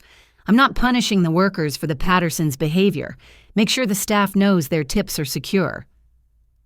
Yes, ma'am, and thank you for earlier, for treating us with respect. You're welcome. Now please begin the breakdown. My phone exploded with calls and texts from the Patterson family. I ignored them all, focusing on my next task. I called the hotel manager. Mr. Tanaka, this is Andria Patterson. I need to modify the room reservations under my account. Of course, Mrs. Patterson. How can I help? The honeymoon suite reservation for Madison and Derek Whitfield needs to be canceled effective tonight. Tonight, but they're getting married as we speak. The wedding is completed. The honeymoon is not my responsibility. Please also cancel the room block for Patterson family guests checking in tomorrow. All of them. All of them. Checkout is still covered for tonight, but no extensions, no late checkouts, no additional charges to my account. This is highly unusual, but within my rights as the account holder. Yes, ma'am, I'll process these changes immediately. I made one final call to my credit card company, canceling all the cards Ryan had access to. The representative confirmed that several charges had been attempted in the last hour, all declined now. 45 minutes had passed. I stood on my balcony and watched the chaos unfolding below. The cocktail terrace was packed with confused guests. I could see Madison in her wedding dress gesticulating wildly as she spoke to a group of bridesmaids. Patricia appeared to be having a heated conversation with Maria, while Richard cornered various vendors who were already beginning to pack up. My phone rang. Sarah, my attorney. I heard the news, she said, without preamble. Someone's live streaming from the cocktail hour. The internet is having a field day. Good. Let them see what happens when you treat people as less than human. Are you sure about this? There's no going back. I've never been more sure of anything in my life. Then I'll file the divorce papers first thing Monday morning. With the recording evidence and financial documentation, Ryan won't get a penny. He can have the house, I said. I never liked it anyway, too many bad memories. Generous of you. Not really. The mortgage is in his name. Let him figure out how to pay for it without my income. I heard commotion in the corridor outside my suite. Footsteps, raised voices, someone pounding on my door. Andria. Ryan's voice desperate and angry. Open this door, we need to talk. I should go, I told Sarah. The Pattersons have arrived. Good luck. Call if you need backup. I ended the call but didn't move toward the door. Let them pound. Let them rage. I had nothing left to say to any of them. Andria, please. Madison's voice now shrill with panic. People are leaving. The vendors are packing up. You can't do this. I already did, I said quietly, though they couldn't hear me. More voices joined the chorus. Patricia's imperious demands, Richard's legal threats, various cousins and aunts adding their outrage to the mix. The door handle rattled as someone tried to force entry. Security's on the way, I heard James say. They can't make you leave your room. Good old James, the only Patterson with a shred of sense. My phone buzzed with a text from Maria. Breakdown 70% complete. Guests are leaving in droves. Madison is having a meltdown in the empty reception hall. I smiled grimly and typed back, make sure the staff is taken care of. Extra tips for anyone she abused. The pounding on my door eventually stopped, replaced by the distant sound of arguing. I ordered room service, changed into comfortable clothes, and settled in to watch the sunset over the Pacific. Below the reception terrace stood empty except for vendor trucks loading equipment.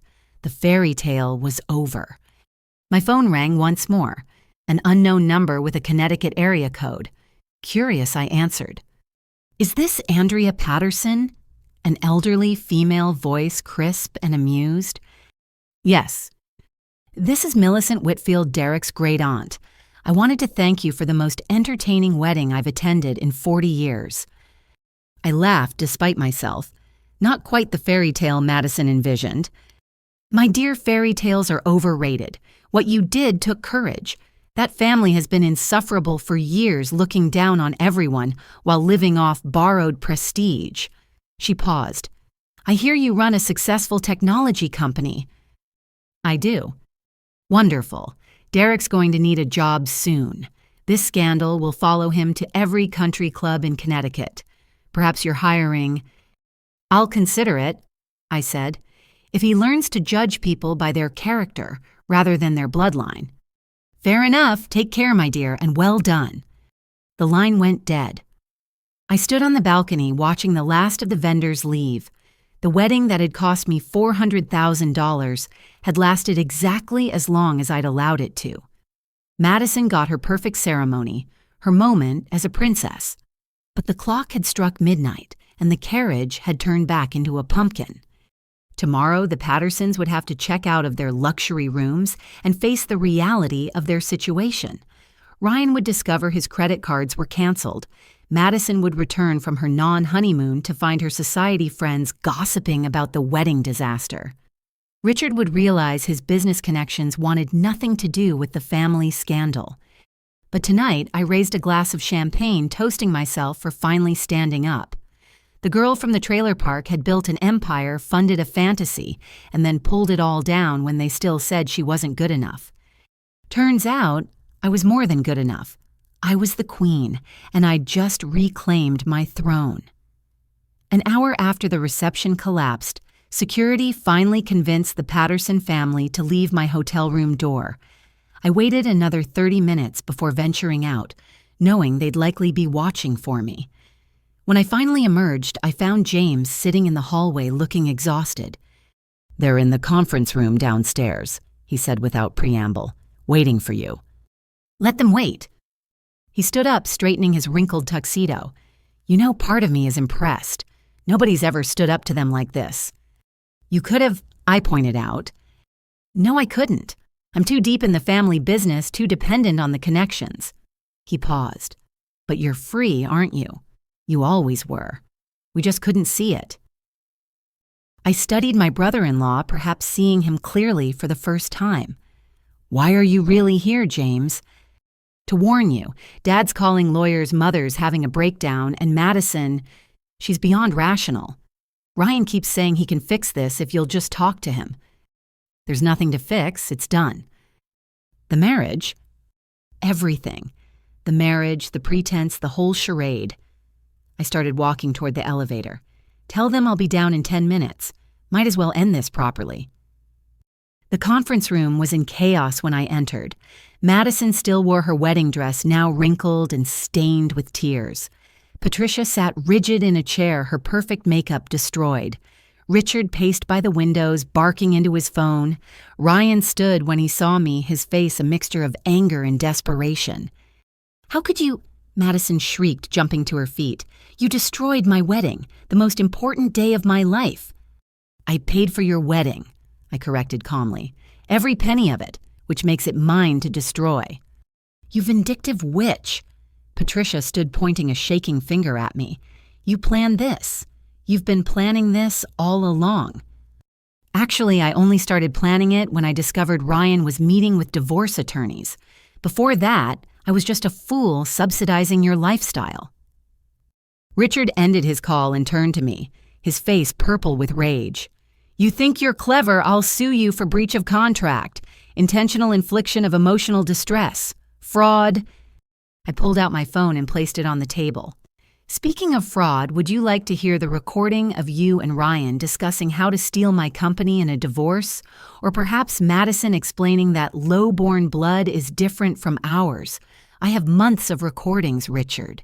Every insult, every scheme, every moment your family plotted against me while spending my money." "You recorded us," Patricia gasped, "in our own home." "In my home, too. The one I paid for while Ryan pretended to have a job." I looked at my soon-to-be ex-husband. 8 months, Ryan.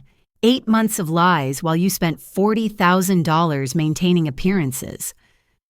"I was trying to protect you," Ryan exploded. "Do you know what it's like to be a Patterson and fail to lose your job and know your whole family will see you as worthless?" "Do I know what it's like to be seen as worthless?" I laughed bitterly. "I've been treated as worthless by your family since the day we met.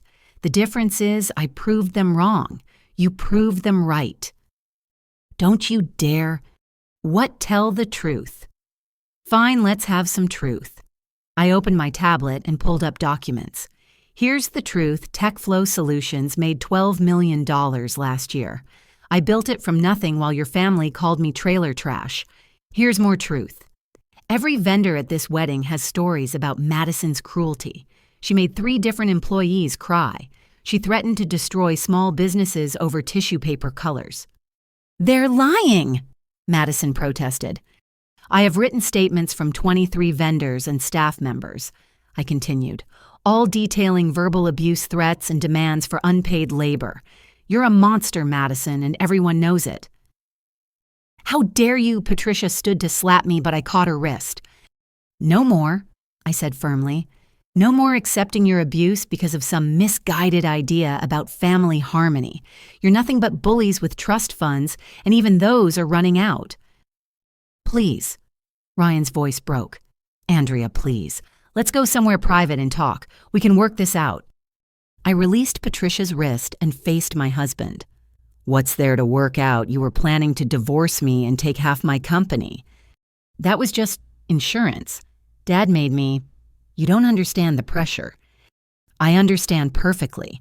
You chose your family over your wife. You chose their approval over my dignity. You chose maintaining a lie over admitting truth." "But I love you." "No," I said quietly. "You loved what I could do for you. Pay your bills. Cover your lies.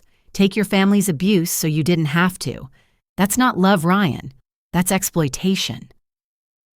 Derek, who'd been silent until now, finally spoke. "Madison, is it true? Did you really treat the vendors that way?" "They're exaggerating," she said quickly. "You know how sensitive service people can be." "Service people." Derek stared at his new wife. "Did you really just say that? What's wrong with—" "My mother was a service person before she married my father," Derek said coldly. "She worked 2 jobs to put herself through college. Dad fell in love with her work ethic, not her bloodline." "That's different." Madison stammered. She married up. She improved herself. By whose standards? Derek pulled off his wedding ring and set it on the table.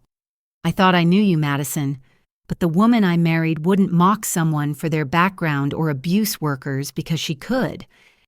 Derek, no. Madison lunged for him, but he stepped back. You can't leave me. We just got married. A marriage built on lies and cruelty. He looked at me. I apologize, Andria. If I'd known, I never would have let this happen. My family doesn't behave this way. Your family has class, I said. Something money can't buy. Richard slammed his hand on the table. Enough. This is all fixable. Derek, son, let's not make hasty decisions. Andria, name your price. What will it take to make this go away? Go away. I smiled. This isn't going away, Richard. By tomorrow, everyone in Hartford will know the truth about the Patterson family. How you live beyond your means on other people's money. How you treat anyone you consider beneath you. How your golden boy has been unemployed for 8 months while his wife funded your lifestyle. You wouldn't dare go public, Patricia hissed. I don't have to. Madison's wedding guests are already posting about it. Wedding of the year turns into disaster. Society bride's reception canceled by sister-in-law. Patterson family secrets exposed. The internet moves fast. I pulled up my phone showing them social media posts already going viral.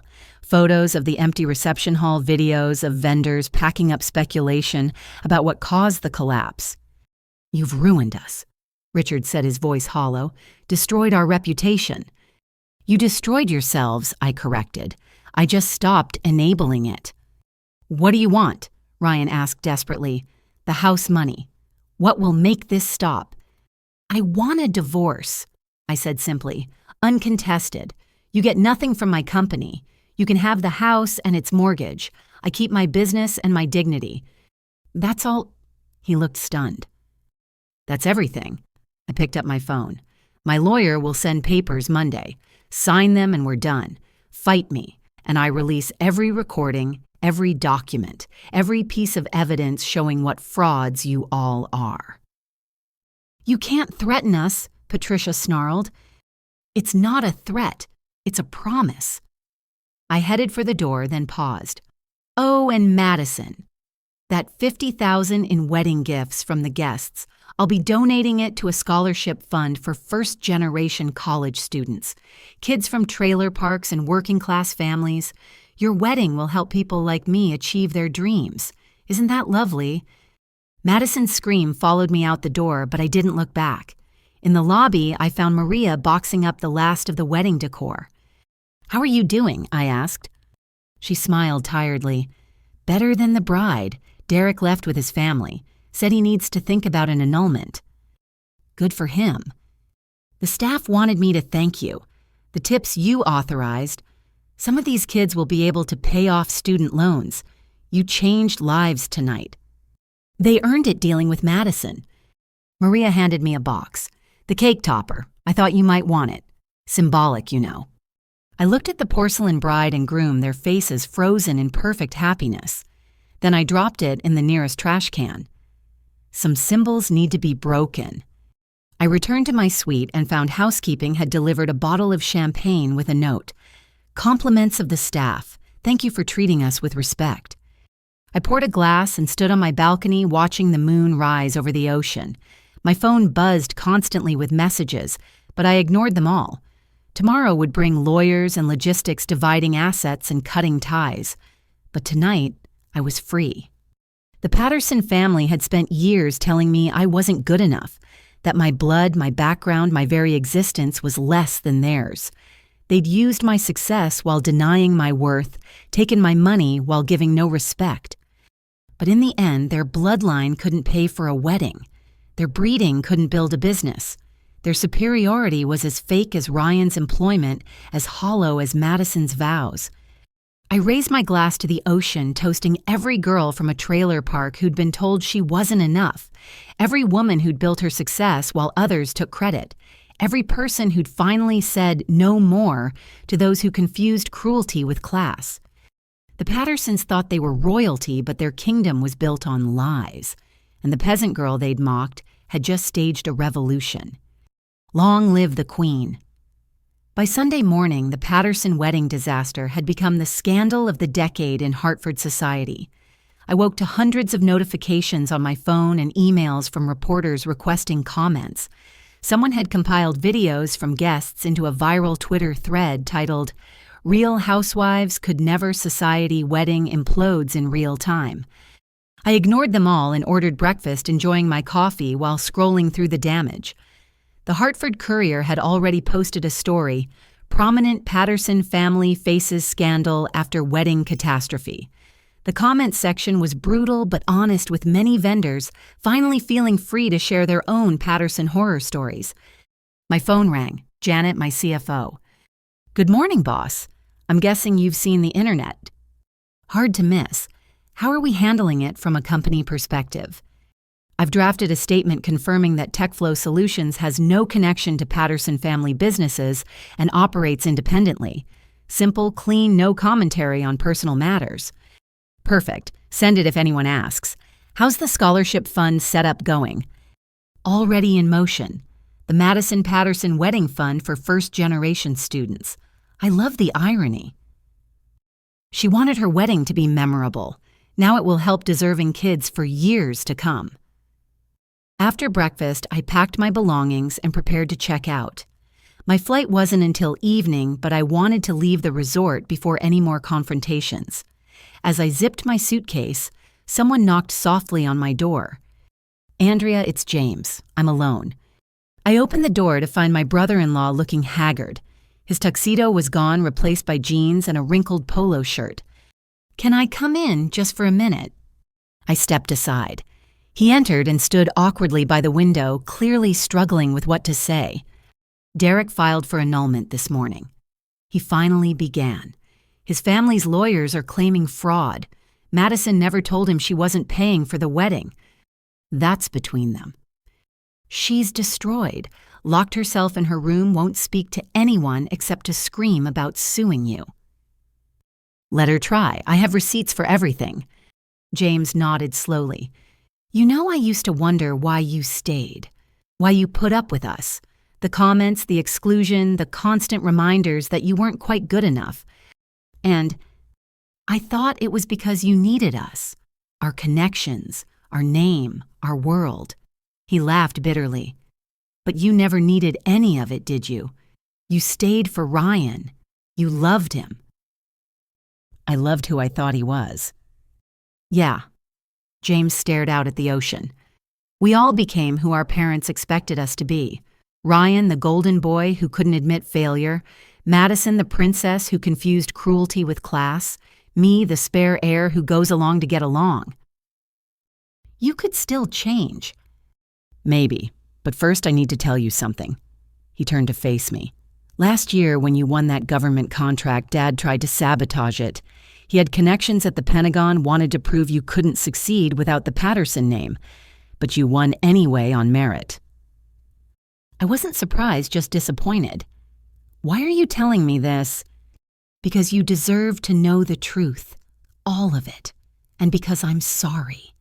Not just for that, but for every time I stood silent while they diminished you, every family dinner where you were insulted, every celebration where your achievements were dismissed.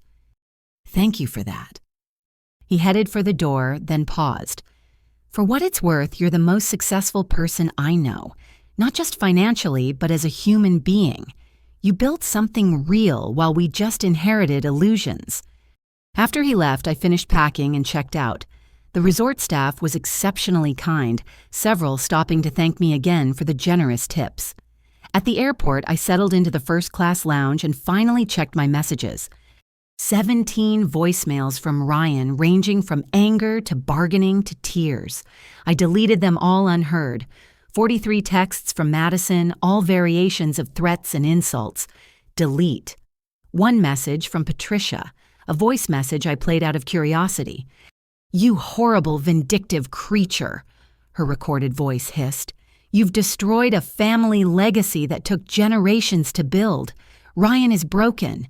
Madison's marriage is over. Our name is ruined. I hope you're satisfied with your petty revenge." I smiled and deleted that too. Petty revenge would have been spilling wine on Madison's dress or giving a mean toast. This was justice served at exactly the right temperature. The flight home was peaceful.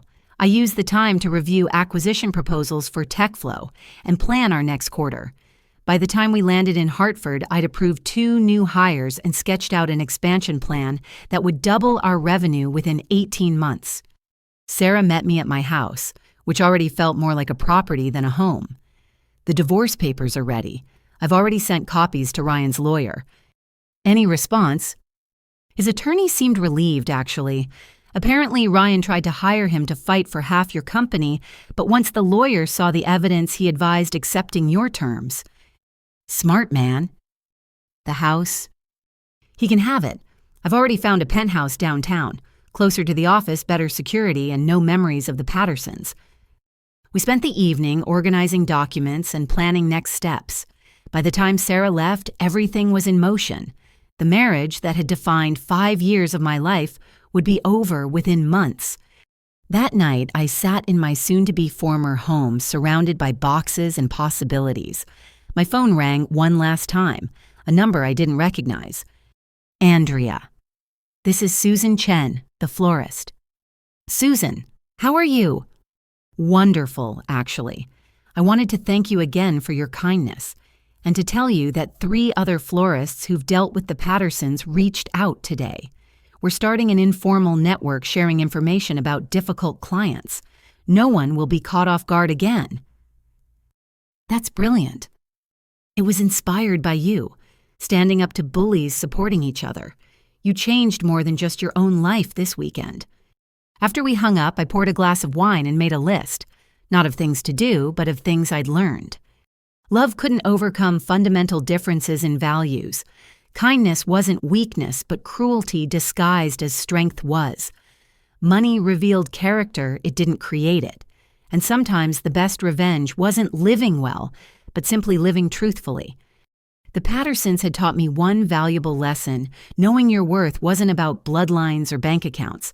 It was about building something real, treating people with respect, and refusing to shrink yourself to fit someone else's narrow definition of acceptable. Tomorrow I'd wake up in a house that wasn't really mine, preparing to leave a life that had never quite fit. But I'd also wake up as myself fully and unapologetically. No more apologizing for my background. No more dimming my success. No more accepting less than I deserved. The trailer park girl had grown up to be a CEO, and she was just getting started. Monday morning arrived with a media storm. The Hartford business community was buzzing with the Patterson scandal, and my phone hadn't stopped ringing since dawn. I let everything go to voicemail and focused on getting to my office early. TechFlow Solutions occupied the top 3 floors of a downtown high-rise, a far cry from the garage, where I'd started coding. My team was already assembled when I arrived, their faces showing a mixture of concern and curiosity. "All right," I addressed the conference room. "I know you've all seen the news. My personal life has become unfortunately public, but I want to assure everyone that TechFlow remains strong, independent, and unaffected by the Patterson family drama." "Are we facing any blowback?" asked David, my head of sales. "Actually," Janet interjected, "we've received 3 new partnership inquiries this morning. Apparently standing up to bullies is good for business." I smiled. "Then let's focus on what we do best, building great software and treating people with respect. The rest is just noise." After the meeting, I retreated to my office to find my assistant Marcus fielding calls with practiced ease. "No, Mrs. Patterson is not available for interviews. Yes, TechFlow Solutions remains committed to all contracts. No, we have no comment on personal matters." He hung up and turned to me. "That's the 20th reporter today." "You're doing great, Marcus. Keep stonewalling them." "Your lawyer is in your office. She said it was urgent." I found Sarah pacing by my windows, her usually calm demeanor replaced with barely contained excitement. "What's wrong?" I asked. "Nothing's wrong. Everything's actually going very right." She handed me a document. Ryan signed the divorce papers. All of them. No contest, no negotiations, No counter-proposals. I sank into my chair, staring at the signatures. That was fast. It gets better, or worse, depending on your perspective. She pulled out her phone. The Patterson family holdings are in free fall. 3 major clients pulled out of Richard's firm this morning. The country club is reviewing their membership. And Madison... What about Madison? Derek's family issued a statement. The marriage was annulled on grounds of fraud. Apparently, Madison told Derek that she was independently wealthy, that the wedding was her gift to their families. He's suing for emotional distress. He won't win that. No, but the publicity is devastating. Madison's been dropped from every charity board in Hartford. The Junior League actually issued a statement distancing themselves from her values and behavior. I should have felt triumphant, but mostly I just felt tired. What about Ryan? Sarah's expression softened. He's moved back with his parents. His father had to rehire him at the family firm, but at an entry-level position. His credit is destroyed, and the house is in foreclosure proceedings. Already it's been 2 days. Apparently he hadn't made a mortgage payment in 6 months. He was using your money for everything else, but forgot the actual bills. I laughed despite myself. Of course he did. There's one more thing. Sarah pulled out an envelope. This came to my office this morning, from Ryan. I recognized his handwriting immediately. Part of me wanted to throw it away unread, but curiosity won. I opened it carefully. Andria, I know I have no right to ask for your time, but I need you to know some things. Not excuses, just truth. You were right about everything. I lost myself trying to be what my family expected. I was weak choosing their approval over your love. I let them treat you terribly because I was terrified of being cast out like you were.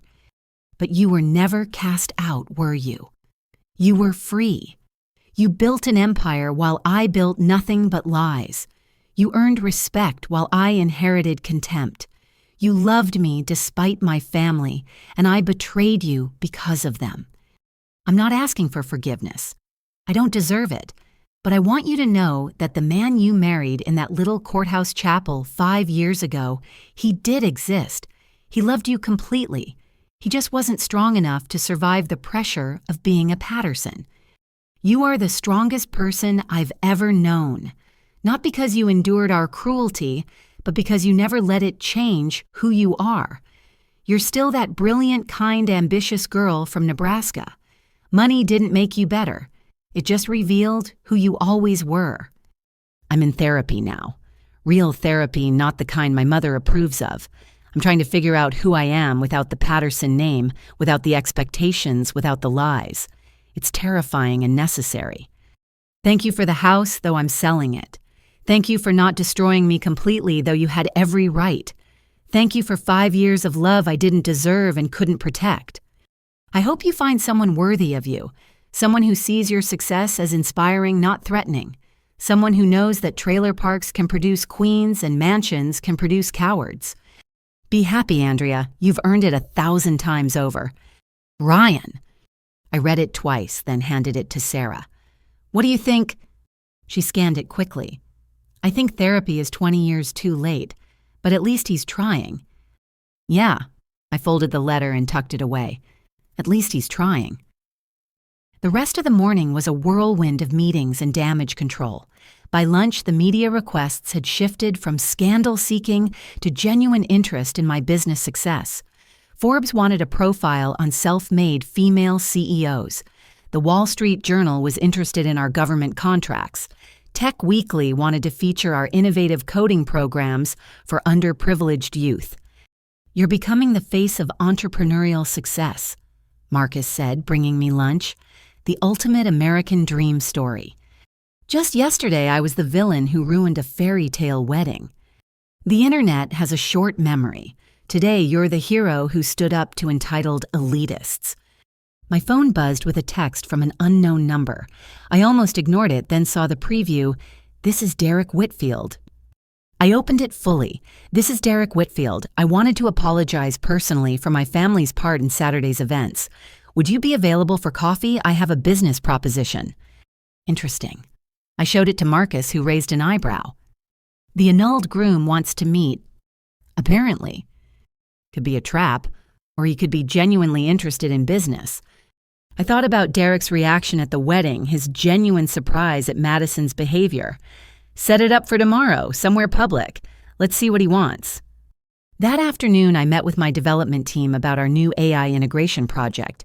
It felt good to focus on building, rather than destroying, creating, rather than canceling. This was my real life, my true passion. The Patterson drama was just a detour. Around 4 o'clock, Marcus knocked on my door. "You have a visitor. She doesn't have an appointment, but she says it's important." "Who?" "Patricia Patterson." I sat back stunned. My mother-in-law is here. Former mother-in-law. Should I send her away? I considered it, then shook my head. No, give me 5 minutes, then send her in. And Marcus, stay close. Patricia entered my office like a queen in exile. Her usual designer suit was impeccable, but her face showed the strain of recent events. She sat without invitation, studying my office with obvious surprise. "It's very impressive," she admitted grudgingly. "What do you want, Patricia?" She flinched at my directness. "I suppose I deserve that. I came to propose a truce." "A truce? We're not at war. I'm just done being your victim." "You've destroyed my family," she said quietly. "My daughter's marriage, my son's future, my husband's business. Was your revenge worth it?" "I didn't destroy anything. I simply stopped paying for your illusions. If your family collapsed without my money, what does that say about your foundation?" She was quiet for a long moment. "Richard is leaving me."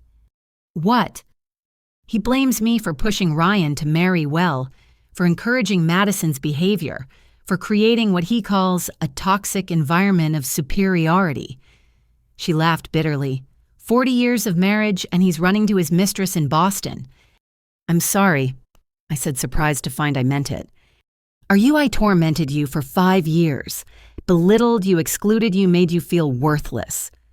"Yes, you did. But I don't take pleasure in anyone's pain. Not even yours." She studied me with something like wonder. "You mean that? God, you actually mean that?" She pulled out a handkerchief and dabbed at her eyes. "I came here to beg. Can you imagine a Patterson begging? What could you possibly want from me? Madison needs help. Real help. She's had a breakdown. The doctors say it's been building for years. The perfectionism, the cruelty, the desperate need to be superior. It all came from me." Her voice broke. "I created a monster because I was one myself." "What kind of help?" "Financial. The treatment facility is expensive and with Richard freezing assets." She trailed off, unable to finish. I leaned back, processing this reversal. Patricia Patterson, who'd spent years telling me I wasn't good enough, was asking for my charity. "I'll pay for Madison's treatment," I said finally. "Not for you, not for her, but because mental health matters. But there are conditions." "Anything." She writes apology letters to every vendor she abused. Real apologies acknowledging specific actions. You do the same for every person you've treated as beneath you, starting with my parents. Patricia's face went white. "Your parents?" "The factory worker and the waitress you mocked at our wedding. The people whose genetics you found so offensive. They're retired now, living in Florida on their savings and my success. They deserve to hear that their daughter was never less than anyone else." Yes, you're right. "And Patricia, get help for yourself too. Whatever made you believe that bloodlines determine worth, whatever insecurity drove you to crush others, to feel tall, deal with it. Or you'll end up alone, surrounded by the ashes of bridges you burned." She stood shakily.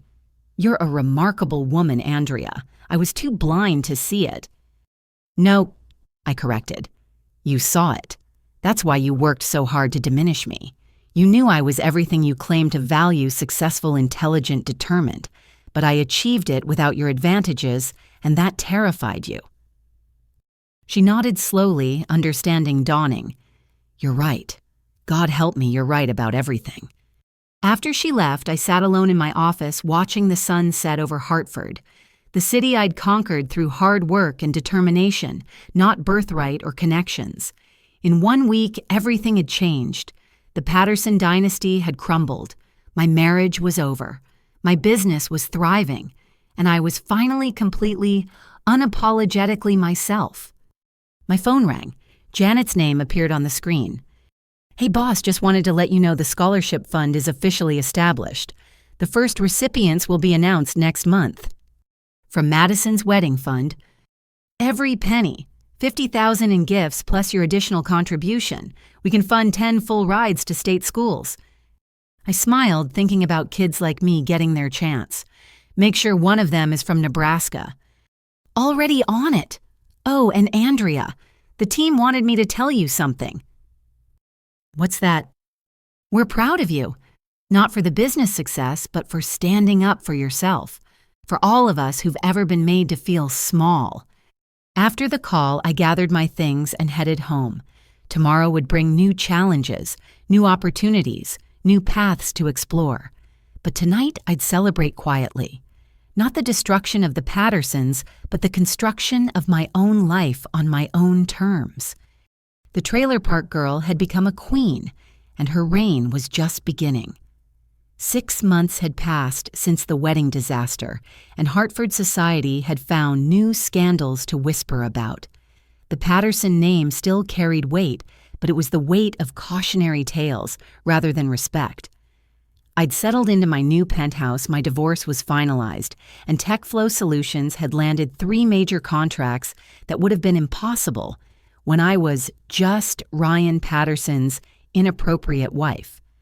The meeting with Derek Whitfield had led to an unexpected partnership. His family's investment firm needed tech modernization, and my company needed East Coast establishment connections. It was purely business, but it worked. Derek had learned hard lessons about due diligence in both love and commerce. On a crisp October morning, I was reviewing quarterly reports when Marcus knocked on my door. "Your 10 o'clock is here, Madison Patterson." I looked up, surprised. After 6 months of intensive therapy, Madison had requested a meeting. I'd been funding her treatment as promised, receiving monthly progress reports, but no direct contact. "Send her in." The woman who entered my office bore little resemblance to the entitled princess from the wedding. Madison had lost the sharp edges both physically and emotionally. Her designer clothes were replaced with simple, elegant pieces. Her makeup was minimal. Most surprisingly, her eyes held something I'd never seen before: humility. "Thank you for seeing me," she said quietly, "and for everything." I gestured to a chair. "How are you doing?" "Better. Different. Dr. Reeves says I'm making progress, but I have a long way to go." She folded her hands in her lap. "I came to apologize. Really apologize, not just because my therapist suggested it." "I'm listening." "I was cruel to you, systematically, deliberately cruel. I treated you as less than human because I was terrified of anyone seeing me as less than perfect." She took a shaky breath. "The trailer park comments, the exclusion, the constant reminders that you didn't belong. I'm ashamed of every word." "Why did you do it?" She was quiet for a moment. "Because you had something I couldn't buy or inherit. You built your success. You earned your place. Every time I looked at you, I saw evidence that everything I'd been taught about superiority was a lie.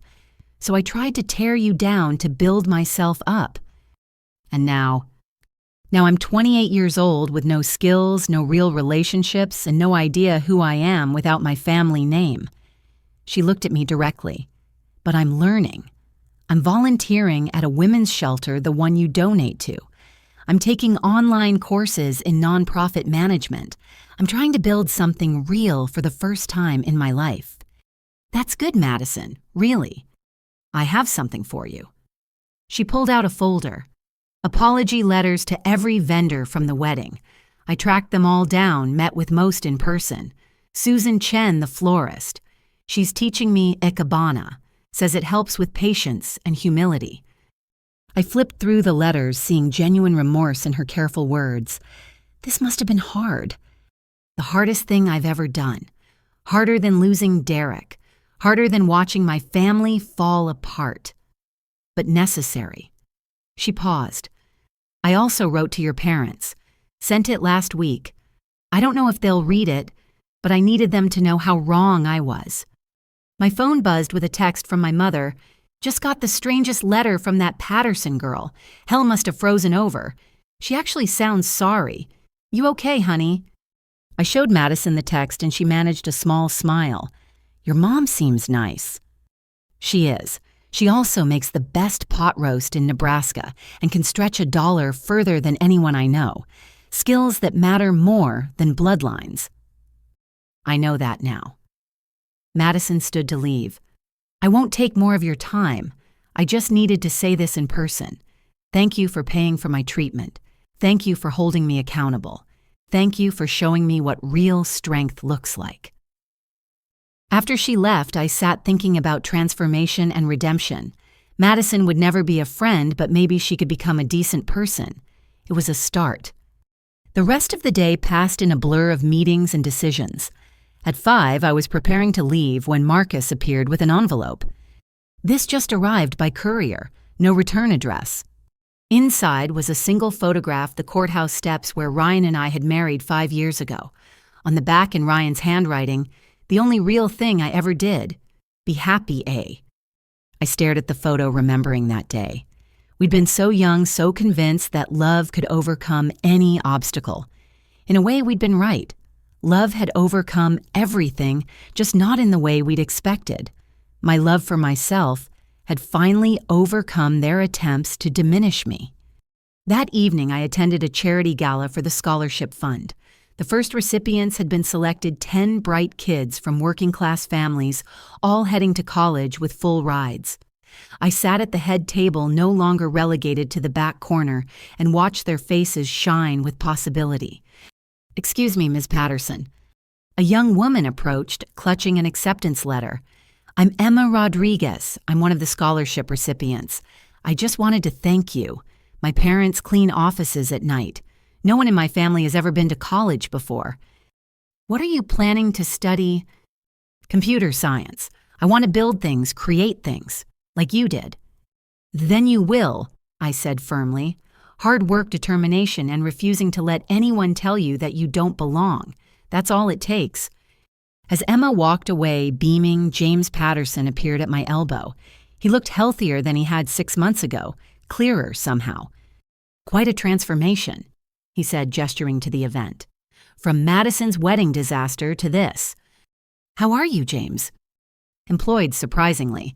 After Dad fired me for disloyalty, I got a job with a startup. Actual work for actual pay. It's terrifying and wonderful. He paused. I heard you paid for Madison's treatment. She's family, or was. Either way, she needed help. You're a better person than any of us deserved. He raised his glass. To the Queen of Hartford, long may she reign. I clinked glasses with him, then watched him disappear into the crowd.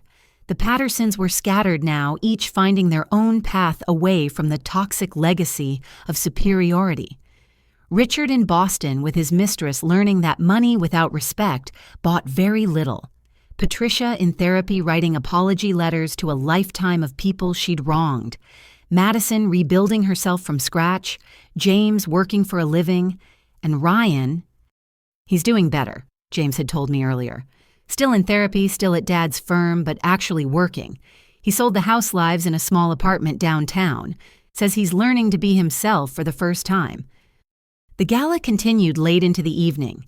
Business leaders who'd once ignored me now sought my opinion. Journalists wanted to profile my company. Young entrepreneurs asked for advice. I gave it freely, remembering what it felt like to be hungry for guidance and getting only condescension. As I was leaving, I spotted a familiar face by the valet stand. Susan Chen, the florist, dressed elegantly and chatting with other business owners. Andria. She hugged me warmly. Did you hear I got the contract for the governor's ball? Beating out 3 bigger firms. They said my work at the Patterson wedding, even with the cancellation, showed grace under pressure. You deserve it, Susan. Your work is art. It's more than that. After you stood up to them, everything changed. People stopped accepting abuse from wealthy clients. We have standards now, contracts with dignity clauses. You started something. I drove home through Hartford's quiet streets thinking about ripple effects. One person standing up, refusing to accept less than they deserved, inspiring others to do the same. The Pattersons had thought they were teaching me my place. Instead, they'd taught me my power. My penthouse was peaceful, filled with plants and books and art chosen for joy rather than status. No antique furniture with pedigrees longer than histories. No portraits of stern ancestors judging from gilded frames. Just space and light and possibility. I poured a glass of wine and stood on my balcony looking out over the city lights. Somewhere out there, Ryan was in his small apartment learning to live without pretense. Madison was studying building skills rather than walls. Patricia was writing apologies, one painful letter at a time. Richard was discovering that mistresses became less interesting when you had to live with them full time. And somewhere in Nebraska, a girl in a trailer park was dreaming of bigger things, not knowing yet that she could achieve them. Maybe she'd apply for the scholarship next year. Maybe she'd build the next great company. Maybe she'd change the world. I raised my glass to her, to all of them, to everyone who'd been told they weren't enough. We were more than enough. We were everything. The stars were bright above Hartford, and for the first time in years, I felt truly free. Not free from the Pattersons, but free to be myself. The girl from the trailer park, the woman who built an empire, the queen who knew her worth. Tomorrow would bring new challenges, new opportunities, new chances to lift others as I climbed. But tonight, I simply stood in my hard-won peace, grateful for every struggle that had brought me here. The fairy tale was over. Real life was so much better. 2 years after the Patterson wedding implosion, my life had transformed in ways I never could have imagined. TechFlow Solutions had gone public, making me officially a multimillionaire at 34. The IPO had been covered by every major financial publication, with my story of overcoming adversity resonating far beyond Hartford. On a warm September morning, I stood before a crowd at the University of Connecticut, delivering the keynote address for their Women in Technology Symposium. Looking out at the eager faces, I saw myself at 22 hungry for knowledge and acceptance. Success isn't about where you come from, I told them. It's about where you're determined to go. 2 years ago, I was told I didn't belong at a family wedding because my blood wasn't good enough. Today, I employ 300 people, and our innovations help millions. The only bloodline that matters is the one that carries determination through your veins. After my speech, I met with scholarship recipients, including Emma Rodriguez, now a sophomore thriving in her computer science program.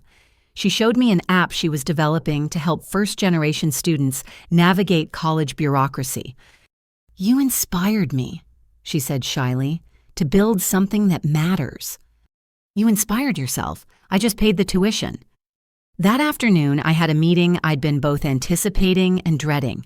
Marcus Hawthorne, CEO of a Seattle-based tech giant, had been courting both my company and me personally for months. He was brilliant, kind, and refreshingly direct, everything Ryan had pretended to be. "So," Marcus said over lunch at a quiet restaurant, "have you given more thought to the merger?" "The business merger or the personal one?" I asked, glancing at the way his eyes crinkled when he smiled. "Both ideally, though I understand they're separate decisions." I'd met Marcus at a tech conference 6 months earlier. He'd approached me after my panel on ethical AI, engaging in a debate that lasted through dinner and into the early morning. He knew my history, had Googled the Patterson scandal, and didn't care except to admire how I'd handled it. "I need more time," I said honestly. "My last merger didn't go well." "Your last merger was with someone who saw you as an asset to exploit. I see you as a partner to cherish." He leaned forward. "I don't need your money, Andria. I don't need your connections. I just need you brilliant and fierce and unwilling to settle for less than you deserve." "You've been reading too many romance novels." "Actually, I've been reading your code. The elegance of your algorithms is poetry." He grinned. "Though I admit the woman who wrote them is even more impressive." That evening, I attended the opening of the Chen Family Florist Academy, Susan's new venture teaching floral design to disadvantaged youth. The building was beautiful, purchased with a combination of her savings and a small business grant from the scholarship fund. "None of this would have happened without you," Susan said, squeezing my hand. "You did the work. I just refused to let Madison destroy you. No, you showed us that we had power too, that we didn't have to accept abuse because someone had money." She gestured to her students, young people learning both art and business. "Every one of them knows their worth because you taught us ours." As I was leaving, my phone buzzed with a text from a number I hadn't seen in over a year. "Andria, I know I have no right to contact you, but I wanted you to know I just made partner at a firm in Chicago. A real position earned through actual work. Thank you for forcing me to become real. Ryan." I stared at the message, feeling a complex mix of emotions. Pride that he'd found his way, sadness for what we'd lost, relief that we'd both moved beyond the toxic dynamics that had nearly destroyed us. "Good for you," I typed back. "Be happy. You too, you deserve everything good." I deleted the conversation and drove home, finding Marcus waiting in my lobby with takeout from my favorite Thai place. "Thought you might be hungry after the event," he said. "Plus I have a presentation to make." "A presentation, it's 8 p.m. The best ideas don't follow business hours." In my penthouse, he set up his laptop while I changed into comfortable clothes. His presentation was titled, "Why Andria Patterson Should Take a Chance on Love Again, a Data-Driven Analysis." "You're ridiculous," I laughed. "I prefer thorough." He clicked through slides showing compatibility metrics, shared values assessments, and projected happiness indicators. As you can see, the data supports a positive outcome. "What about the Patterson factor? The baggage, the trust issues, the fact that I've been married before?" He closed the laptop and took my hands. "Everyone has baggage. Yours just made headlines. But you handled it with grace, humor, and strength. You didn't let it make you bitter or closed off. That's remarkable." "I was bitter for a while." "But you channeled it into positive change. The scholarship fund has helped 50 students now. Your mentorship program has launched 12 new businesses. You turned pain into purpose." He squeezed my hands gently. "I'm not Ryan. I don't need you to be less so I can feel like more. Your success inspires me to reach higher." I thought about walls and trust, about second chances and new beginnings. "One date," I said finally. "A real date, not a business dinner that turns personal." His smile could have powered the city. "I'll pick you up Saturday at 7. Wear something comfortable. We're going kayaking." "Kayaking? You mentioned you loved being on the water but never had time. I thought we'd watch the sunset from the Connecticut River." After he left, I called my mother, who'd been asking about that nice Marcus boy for months. "I'm going on a date," I told her. "About time you've been alone long enough. Not every man is a Patterson." "I know, it's just scary opening up again." "Honey, you faced down an entire family of bullies at a society wedding. A nice man who treats you well should be easy compared to that." She was right as usual. I'd conquered corporate boardrooms and social hierarchies. Maybe it was time to conquer my fear of vulnerability, too. Saturday arrived with perfect weather. Marcus showed up exactly at 7, wearing jeans and a fleece jacket, looking nothing like the CEO who commanded board meetings. We drove to the river in his truck, talking about everything except business. "I have to ask," I said as he unloaded the kayaks. "No assistant to handle this. No fancy yacht." "I grew up in Oregon," he said. "My dad was a park ranger. Some of my best memories are on rivers like this, just paddling and talking. Thought you might like the simplicity after all the Patterson productions." We spent the evening on the water watching herons fish and the sun paint the sky in impossible colors. Marcus told stories about his childhood, his struggles building his company, his disaster of a marriage to a woman who'd loved his potential wealth more than him. "We have that in common," I said, trailing my hand in the water. "Choosing people who saw us as opportunities rather than partners. Maybe that makes us perfect for each other. We know what real looks like now." As darkness fell, we floated side by side looking at the stars reflected in the calm water. It was peaceful in a way my life hadn't been for years. No pretense, no performance, just two people sharing a moment. I could get used to this, I admitted. The kayaking or the company, both. He reached over and took my hand, our kayaks drifting together. I'm patient, Andria. However long it takes for you to trust again, I'll be here, building my own empire while admiring yours. Back at my penthouse, he walked me to my door like we were teenagers. Thank you for taking a chance, he said softly. Thank you for making it feel safe to try. He kissed me then, gentle and sure, nothing like the desperate passion Ryan and I had mistaken for love. This was calmer, deeper, a beginning, rather than a race to somewhere. After he left, I stood on my balcony thinking about cycles and growth. 2 years ago, I'd stood on a different balcony watching my marriage implode in Hawaii. I thought it was an ending, but it had been a transformation. The Pattersons had given me an inadvertent gift. By showing me what I didn't want, they'd clarified what I did. A partner who celebrated my success. A family earned through respect rather than blood. A life built on truth rather than appearances. My phone buzzed with a text from Madison. Saw your keynote online. You were amazing. Thank you for showing me strength isn't about stepping on others but lifting them up. Graduating next month with my nonprofit management degree. Would love you to come if you're willing. I'll be there, I typed back. Another text from Patricia. Richard had a heart attack. Minor but scary. In the hospital, he asked for you. Says he owes you an apology. No obligation, just passing along the message. I sighed, considering. Tomorrow I'd visit Richard. Not for him, but for closure.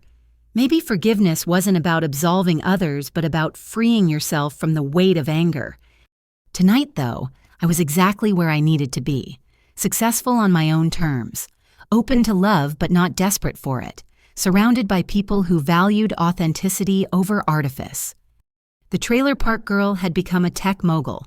The discarded wife had become a sought-after partner. The woman deemed not good enough had become the standard others aspired to reach. But most importantly, I'd become myself, fully unapologetically, joyfully myself. And that was worth more than all the Patterson money and status in the world. The stars were bright above Hartford, and life was full of possibility. I raised a glass of wine to the night sky, toasting new beginnings and the courage to embrace them. The best chapter was just beginning. 5 years had passed since the Patterson wedding disaster, and I stood at another altar this time as a bride who'd chosen her own path. The venue wasn't a Hawaiian resort, but a Connecticut nature preserve with wildflowers instead of imported orchids, and only 50 guests instead of 200 strangers. Marcus waited for me under an oak tree, his smile warm and genuine.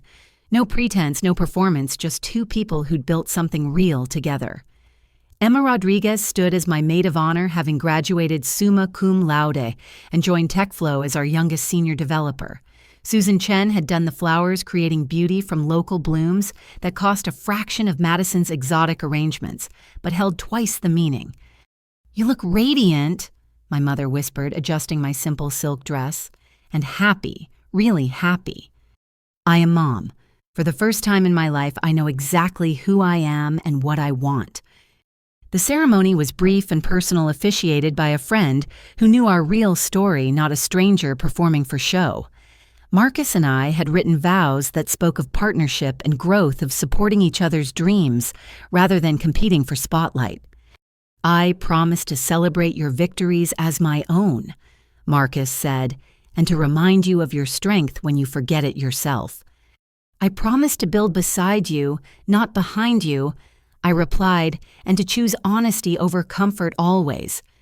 As we kissed, sealing a union based on truth rather than facade, I caught sight of unexpected faces in the small crowd. James Patterson sat with his wife and new baby, having built his own life away from toxic expectations. Madison was there too, now running a successful nonprofit that helped women escape abusive relationships.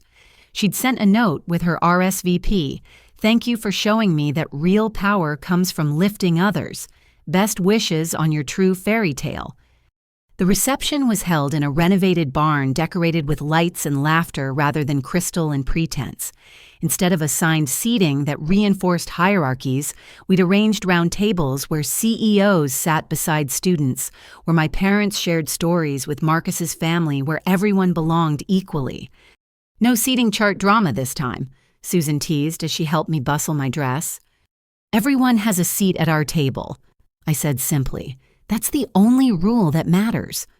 During toasts, Emma stood nervously clutching her champagne glass.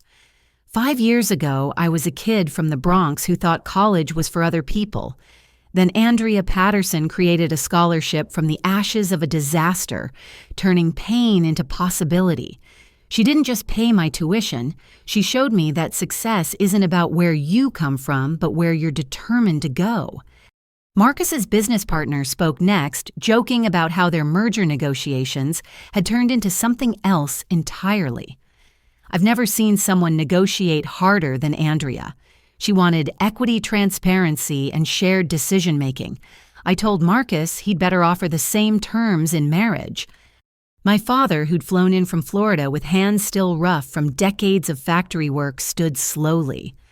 My daughter was told she wasn't good enough because her daddy worked with his hands and her mama served coffee.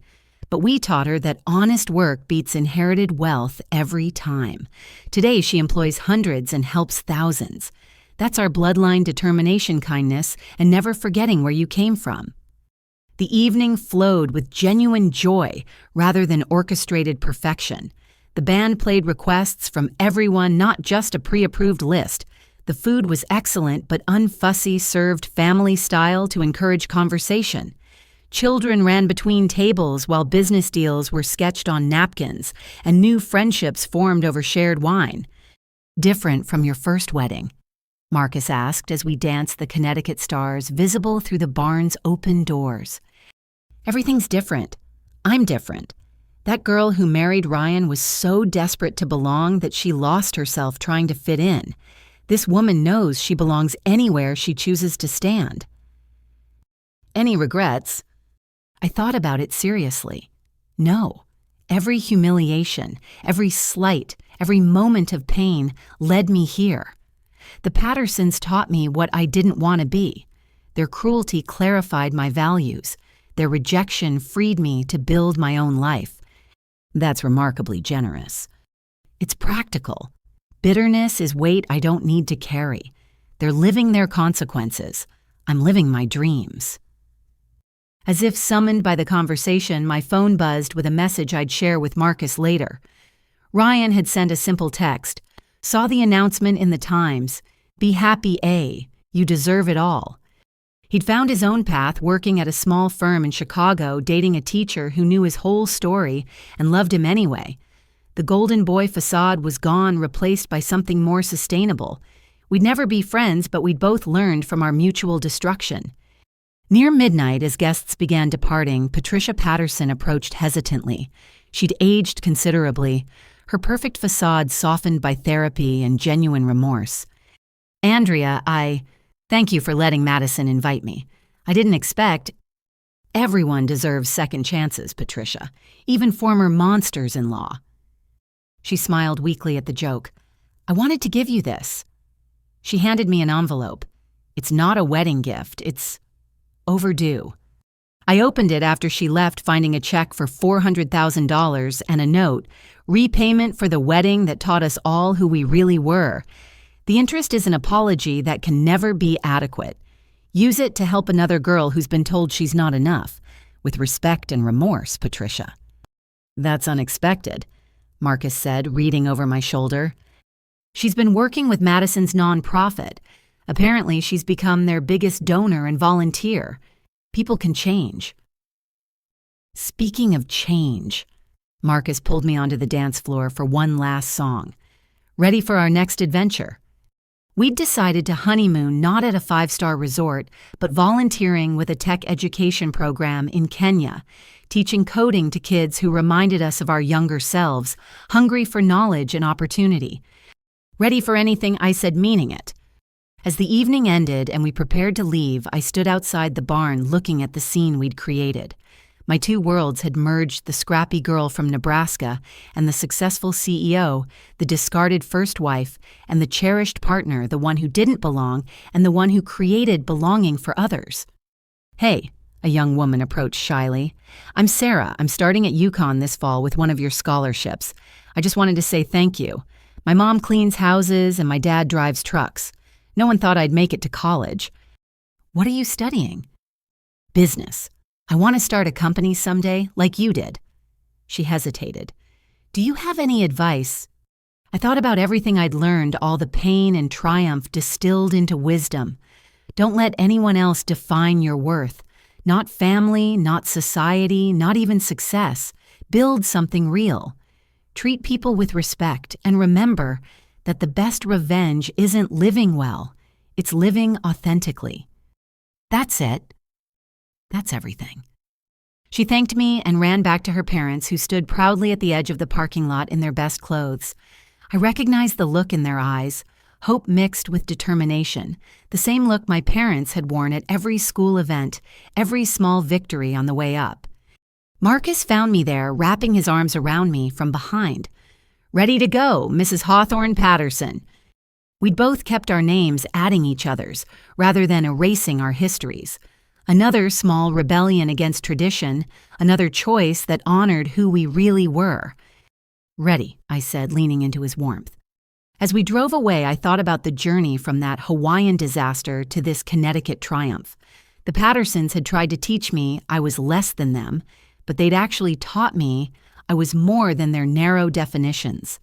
They'd shown me that inherited privilege was hollow compared to earned success, that cruelty disguised as class fooled only those who participated in it.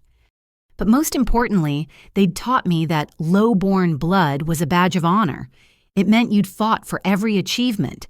It meant you understood struggle and celebrated others who overcame. It meant you built rather than inherited, created rather than consumed. My phone lit up with messages from scholarship recipients, employees, and friends who'd followed the wedding on social media. Each one a reminder that success wasn't measured in exclusion, but in inclusion, not in stepping on others, but in lifting them up. "What are you thinking about?" Marcus asked as we pulled onto the highway. "How different this feels. Last time I was trying to prove I belonged. This time I know I do. Everywhere and anywhere I choose." "And where do you choose?" "Right here. Building something real with someone who sees me as a partner, not a prize. Creating opportunities for kids who've been told they're not enough. Living proof that bloodlines don't determine worth, choices do." He squeezed my hand. "For what it's worth, I think you've got the best bloodline of all. The kind that fights, builds, and never forgets to help others climb." We drove through the night toward our future two people who'd learned that real love wasn't about fairy tales or perfect weddings, but about choosing each other flaws and all every single day. Behind us, the reception barn glowed with the last of the cleanup, Susan and her team carefully preserving the flowers that would brighten a women's shelter tomorrow. The leftover food would feed a homeless kitchen. The decorations would be donated to a community center. Nothing wasted, everything shared. Beauty with purpose. My first wedding had cost $400,000 and lasted 50 minutes. This one had cost $40,000 and would last a lifetime. The difference wasn't in the price, but in the foundation: truth instead of lies, partnership instead of performance, love instead of transaction. As the Connecticut hills gave way to highway, I closed my eyes and smiled. The girl from the trailer park had won, not by becoming what the Pattersons wanted, but by remaining who she'd always been: determined, kind, and absolutely certain of her own worth. "Thank you," I whispered to the universe, to the Pattersons, to everyone who'd told me I wasn't enough. They'd been wrong. I wasn't just enough, I was everything. And this time, I'd married someone who knew it too.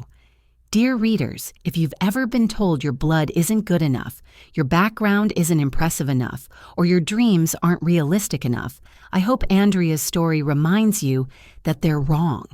Success isn't inherited, it's built. Worth isn't determined by birthright, it's proven by action. And the best revenge against those who try to diminish you isn't anger, it's excellence. What's your story of overcoming those who said you weren't enough? Share in the comments below and let's celebrate every person who's built their own throne instead of inheriting one. Like this video, if Andria's triumph resonated with you, subscribe for more stories of underdogs who became champions and share this with someone who needs to remember their worth today. Thank you for joining me on this journey from rejection to redemption. Remember, you don't need anyone's permission to be extraordinary. You already are.